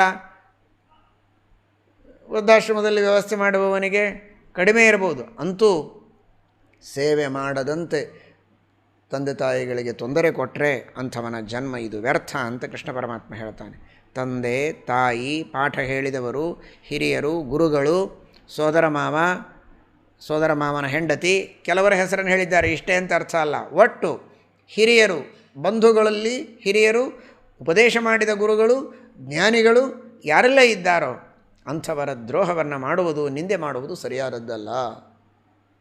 ಸ್ವಲ್ಪ ವಿದ್ಯೆ ಬಂದಿದೆ ಅಂದರೆ ಸಾಕು, ಕೈಯಲ್ಲಿ ಸ್ವಲ್ಪ ಹಣ ಬಂದಿದೆ ಅಂದರೆ ಸಾಕು, 4 ಜನ ಇವನ ಮಾತು ಕೇಳುವವರಿದ್ದಾರೆ ಅಂತಾದರೆ, 4 ಜನ ನಮಸ್ಕಾರ ಮಾಡ್ತಾರೆ, ಅಥವಾ 4 ಜನ ಇವನ ಮಾತು ಕೇಳ್ತಾರೆ, ಇವನನ್ನು ನಂಬಿಕೊಂಡು ಒಂದು 4 ಜನ ಬದುಕ್ತಾ ಇದ್ದಾರೆ, 4 ಜನರ ಮೇಲೆ ಇವನು ಹೆಡ್ ಅಂತ ಆಗಿದ್ದಾನೆ ಅಂತಾದರೆ ಮುಗದೇ ಹೋಯ್ತು. ಇವನು ಹೆಡ್ ಯಾವಾಗ ಆಗ್ತಾನೋ ಇವನು ಹೆಡ್ಡೇ ಹೋಗುತ್ತೆ, ತಲೆನೇ ಇರೋದಿಲ್ಲ. ನನ್ನ ಸಮಾನ ಯಾರಿಲ್ಲ ಅನ್ನುವ ಅಹಂಕಾರ, ಎಲ್ಲರನ್ನೂ ನಿಂದೆ ಮಾಡೋದು, ಎಲ್ಲರನ್ನೂ ದ್ರೋಹ ಮಾಡೋದು, ಈ ರೀತಿ ಮಾಡ್ತಾನೆ. ನಾನು ಎಷ್ಟು ದೊಡ್ಡವನಾದರೂ ನನಗಿಂತಲೂ ಹಿರಿಯರು ದೊಡ್ಡವರು, ನನಗೆ ದೊಡ್ಡವರೇ, ಅವರು ಪೂಜ್ಯರೇ, ಅವರ ನಿಂದೆಯನ್ನು ಮಾಡಬಾರದು, ವಿನೀತನಾಗಿರಬೇಕು ಅನ್ನುವಂತಹ ಪ್ರಜ್ಞೆ ಮನುಷ್ಯನಲ್ಲಿರಬೇಕು. ಬ್ರಾಹ್ಮಣಶ್ಚೈವ ಯೋ ಭೂತ್ವ ಸಂಧ್ಯೋಪಾಸನವರ್ಜಿತಃ ನಿಸ್ವಾಹ ನಿಸ್ವಧಶ್ಚೈವ. ಬ್ರಾಹ್ಮಣನಾಗಿ ಜನಿಸಿದರೂ ಸಂಧ್ಯಾವಂದನವನ್ನು ಮಾಡೋದಿಲ್ಲ ಅಂತಾದರೆ ಅವನ ಜನ್ಮವೇ ವ್ಯರ್ಥ. ಯಜ್ಞಯಾಗಾದಿಗಳನ್ನು, ವೈಶ್ವದೇವಾದಿಗಳನ್ನು ಕಾಲಕಾಲಕ್ಕೆ ಮಾಡಬೇಕು, ಮಾಡದೇ ಇದ್ದವ ತಂದೆ ಇಲ್ಲದೇ ಇದ್ದವರು ಶ್ರಾದ್ದಾದಿಗಳನ್ನು ಮಾಡಬೇಕು, ಶ್ರಾದ್ದವನ್ನು ಮಾಡೋದಿಲ್ಲ. ನಿಸ್ವಾಹ ನಿಸ್ವಧಶ್ಚೈವ, ಮನೆಯಲ್ಲಿ ಸ್ವಧಾಕಾರಗಳು ನಡೀತಾ ಇರಬೇಕು ಕಾಲಕಾಲಕ್ಕೆ. ಅವುಗಳನ್ನು ಮಾಡಬೇಕಾದ ಅಧಿಕಾರ ಇದ್ದವನು ಮಾಡದೇ ಇದ್ದರೆ ಅಂತಹ ವ್ಯಕ್ತಿಯ ಜನ್ಮವೇ ವ್ಯರ್ಥ ಅಂತ ಕೃಷ್ಣ ಪರಮಾತ್ಮ ಅಂತಾನೆ. ಸಕಲ ಜಗತ್ತಿನ ಜನ್ಮ ಕಾರಣನಾದಂತಹ ಶ್ರೀಕೃಷ್ಣ ಪರಮಾತ್ಮ ಜನ್ಮದ ಸಾರ್ಥಕ್ಯ ವೈಯರ್ಥ್ಯಗಳನ್ನು ತಿಳಿಸ್ತಾ ಇದ್ದಾನೆ. ಅರ್ಥ ಮಾಡಿಕೊಳ್ಳಿ, ಎಲ್ಲರಿಗೆ ಜನ್ಮ ಕೊಡುವವನೇ ಕೃಷ್ಣ. ಕೃಷ್ಣ ಜನ್ಮಾಷ್ಟಮಿಯ ಆಚರಣೆಯನ್ನು ನಾವು ಯಾಕೆ ಮಾಡೋದು ಅಂದರೆ, ಕೃಷ್ಣನಿಗೆ ಜನ್ಮ ಇದೆ ಅನ್ನೋದಕ್ಕಲ್ಲ, ಅವನ ಜನ್ಮನೇ ಇಲ್ಲ, ಪ್ರಾದುರ್ಭಾವ ಮಾತ್ರ. ಸಕಲರಿಗೂ ಜನ್ಮವನ್ನು ಕೊಡುವಂತಹ ಸ್ವಾಮಿ ಅವನು. ಅಂತಹ ಸಕಲರಿಗೆ ಜನ್ಮವನ್ನು ಕೊಡುವ ಪರಮಾತ್ಮನಿಗೆ ನಮಗೆಲ್ಲ ಜನ್ಮ ಕೊಟ್ಟಿದ್ದೀಯಾ ಅಂತನ್ನುವುದರ ಸ್ಮರಣೆ ಮಾಡುವುದಕ್ಕೋಸ್ಕರ ಮಾಡುವ ಅಷ್ಟಮಿ ಅದು, ಜನ್ಮಾಷ್ಟಮಿ. 8 ದಿಕ್ಕುಗಳಲ್ಲಿರುವ ಎಲ್ಲ ಜೀವರಾಶಿಗಳಿಗೆ ಜನ್ಮವನ್ನು ಕೊಟ್ಟಿದ್ದಾನೆ ಪರಮಾತ್ಮ ಅನ್ನುವುದರ ಸ್ಮರಣೆಗೋಸ್ಕರ ಮಾಡುವ ಜನ್ಮಾಷ್ಟಮಿ. ಅಂತಹ ಶ್ರೀಕೃಷ್ಣ ಪರಮಾತ್ಮ ಜನ್ಮದಾತ. ಅವನು ಹೇಳ್ತಾನೆ, ನಿಮ್ಮ ಜನ್ಮ ವ್ಯರ್ಥನೋ? ಸಂಧ್ಯಾವಂದನ ಮಾಡದೇ ಇದ್ದರೆ ಜನ್ಮ ವ್ಯರ್ಥ. ಸ್ವಾಹಾಕಾರ ಸ್ವಧಾಕಾರಗಳು ಮನೆಯಲ್ಲಿ ನಡೆಯಲಿಲ್ಲ ಅಂದರೆ ಜನ್ಮ ವ್ಯರ್ಥ. ಮನೆಯಲ್ಲಿ ಶುದ್ಧವಾದ ರೀತಿಯಲ್ಲಿ ಮಾಡಿದ ಪವಿತ್ರವಾದ ಅನ್ನವನ್ನು ದೇವರಿಗೆ ನೈವೇದ್ಯ ಮಾಡಿ ಸ್ವೀಕಾರ ಮಾಡಬೇಕು. ಅಪವಿತ್ರವಾದ ಅನ್ನವನ್ನು ಕಂಡಂತೆ ಕಂಡಲ್ಲಿ ಕಂಡಾಗ ತಿನ್ನುವುದು ಸರಿಯಾದದ್ದಲ್ಲ.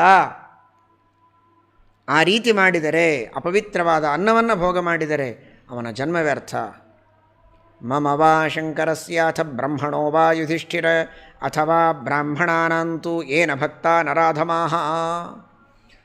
ತಾರತಮ್ಯ ಕ್ರಮದಲ್ಲಿ ಎಲ್ಲರನ್ನ ಚೆನ್ನಾಗಿ ತಿಳಿದುಕೊಂಡು ಭಕ್ತಿ ಮಾಡಬೇಕು, ಉಪಾಸನೆ ಮಾಡಬೇಕು. ಸರ್ವೋತ್ತಮನಾದಂತಹ ಶ್ರೀಹರಿಯನ್ನು ಸರ್ವೋತ್ತಮ ಅಂತ ತಿಳಿದು ಭಕ್ತಿಯನ್ನು ಮಾಡಬೇಕು. ಜೀವೋತ್ತಮರಾದ ಬ್ರಹ್ಮದೇವರು ವಾಯುದೇವರನ್ನು ಜೀವೋತ್ತಮರು ಅಂತ ತಿಳಿದು ಭಕ್ತಿಯನ್ನು ಮಾಡಬೇಕು. ಆ ನಂತರದಲ್ಲಿ ಸರಸ್ವತಿ, ಭಾರತೀಯರು, ಗರುಡಶೇಷ, ರುದ್ರರು, ಈ ರೀತಿ ತಾರತಮ್ಯ ಕ್ರಮದಲ್ಲಿ ಎಲ್ಲ ದೇವತೆಗಳನ್ನು ಚೆನ್ನಾಗಿ ತಿಳಿದುಕೊಂಡು ಅವರವರ ಮಹಿಮೆಯನ್ನು, ಉಪಕಾರವನ್ನು ಅರ್ಥ ಮಾಡಿಕೊಂಡು, ಏನು ಒಂದೇ ಎರಡೇ ದೇವತೆಗಳು ನಮಗೆ ಮಾಡೋ ಉಪಕಾರ, ಮನೋಭಿಮಾನಿಗಳಾಗಿ ಇಂದ್ರಿಯಾಭಿಮಾನಿಗಳಾಗಿ ನಾನಾ ರೀತಿಯ ಉಪಕಾರಗಳನ್ನು ಮಾಡ್ತಾರಲ್ಲ, ಆ ಉಪಕಾರಗಳನ್ನು ಸ್ಮರಿಸಿ ಪ್ರೀತಿಯಿಂದ, ಭಕ್ತಿಯಿಂದ, ಗೌರವದಿಂದ, ಶ್ರದ್ಧೆಯಿಂದ ಅವರ ಸ್ಮರಣೆ, ಸೇವೆ, ಯಜ್ಞಯಾಗಾದಿಗಳ ಮೂಲಕವಾಗಿ ಅವರ ಪೂಜೆ ಇವುಗಳನ್ನು ಮಾಡ್ತಾ ಯಾವ ವ್ಯಕ್ತಿ ಅವರಿಗೆ ಕೃತಜ್ಞನಾಗಿರ್ತಾನೋ ಅಂಥವನ ಬದುಕು ಸಾರ್ಥಕ. ಆ ದೇವತೆಗಳ ಪೂಜೆಯನ್ನು ಮಾಡೋದಿಲ್ಲ ತಾರತಮ್ಯ ಕ್ರಮದಲ್ಲಿ, ಅವನ ಜನ್ಮ ವ್ಯರ್ಥ. ಸಜ್ಜನರು, ಜ್ಞಾನಿಗಳು, ಮಹಾನುಭಾವರು, ಬ್ರಹ್ಮಜ್ಞಾನಿಗಳು ಅಂಥವರ ಅರ್ಚನೆಯನ್ನು ಯಾರು ಮಾಡೋದಿಲ್ಲ. ತಸ್ಮಾದಾತ್ಮಜ್ಞಂ ಹ್ಯರ್ಚಯೇದ್ಭೂತಿಕಾಮಃ. ಆತ್ಮಜ್ಞರು ಯಾರೋ, ಬ್ರಹ್ಮಜ್ಞಾನಿಗಳು ಯಾರೋ, ಶಾಸ್ತ್ರಜ್ಞಾನಿಗಳು ಯಾರೋ ಅಂಥವರ ವಿಶೇಷವಾದ ಸೇವೆಯನ್ನು ಮಾಡಿ ಅವರಿಂದ ತತ್ವೋಪದೇಶವನ್ನು ಪಡೆಯುವ ಪ್ರಯತ್ನ ಮಾಡಬೇಕು. ಮಾಡದೇ ಇದ್ದರೆ ಅವನ ಜನ್ಮ ವ್ಯರ್ಥ. ಹೀಗೆ 14 ರೀತಿಯ ಜೀವನವನ್ನು ನಡೆಸುವವರ ಜನ್ಮ ಇದು ವ್ಯರ್ಥ ಎಂಬುದಾಗಿ ಶ್ರೀಕೃಷ್ಣ ಪರಮಾತ್ಮ ತಿಳಿಸಿಕೊಡ್ತಾ ಇದ್ದಾನೆ. ಆ ತರಹದ ವ್ಯರ್ಥ ಜನ್ಮ ಆಗದಂತೆ ನಮ್ಮ ಜನ್ಮ ಸಾರ್ಥಕ ಜನ್ಮ ಅಂತ ಕೃಷ್ಣನ ದೃಷ್ಟಿಯಲ್ಲಿ ಆಗೋ ಹಾಗೆ ಶ್ರೀಕೃಷ್ಣ ಪರಮಾತ್ಮನೇ ತನ್ನ ದೃಷ್ಟಿಯಲ್ಲಿ ನಮ್ಮ ಜನ್ಮ ಸಾರ್ಥಕವಾಗುವುದಕ್ಕೆ ತನ್ನ ಅನುಗ್ರಹದ ವೃಷ್ಟಿಯನ್ನು ಮಾಡಿ ನಮ್ಮೆಲ್ಲರಿಗೆ ಪುಷ್ಟಿಯನ್ನು ಕೊಡಲಿ ಎಂಬುದಾಗಿ ಪ್ರಾರ್ಥನೆಯನ್ನು ಮಾಡೋಣ. ಶ್ರೀಕೃಷ್ಣ ಅರ್ಪಣ.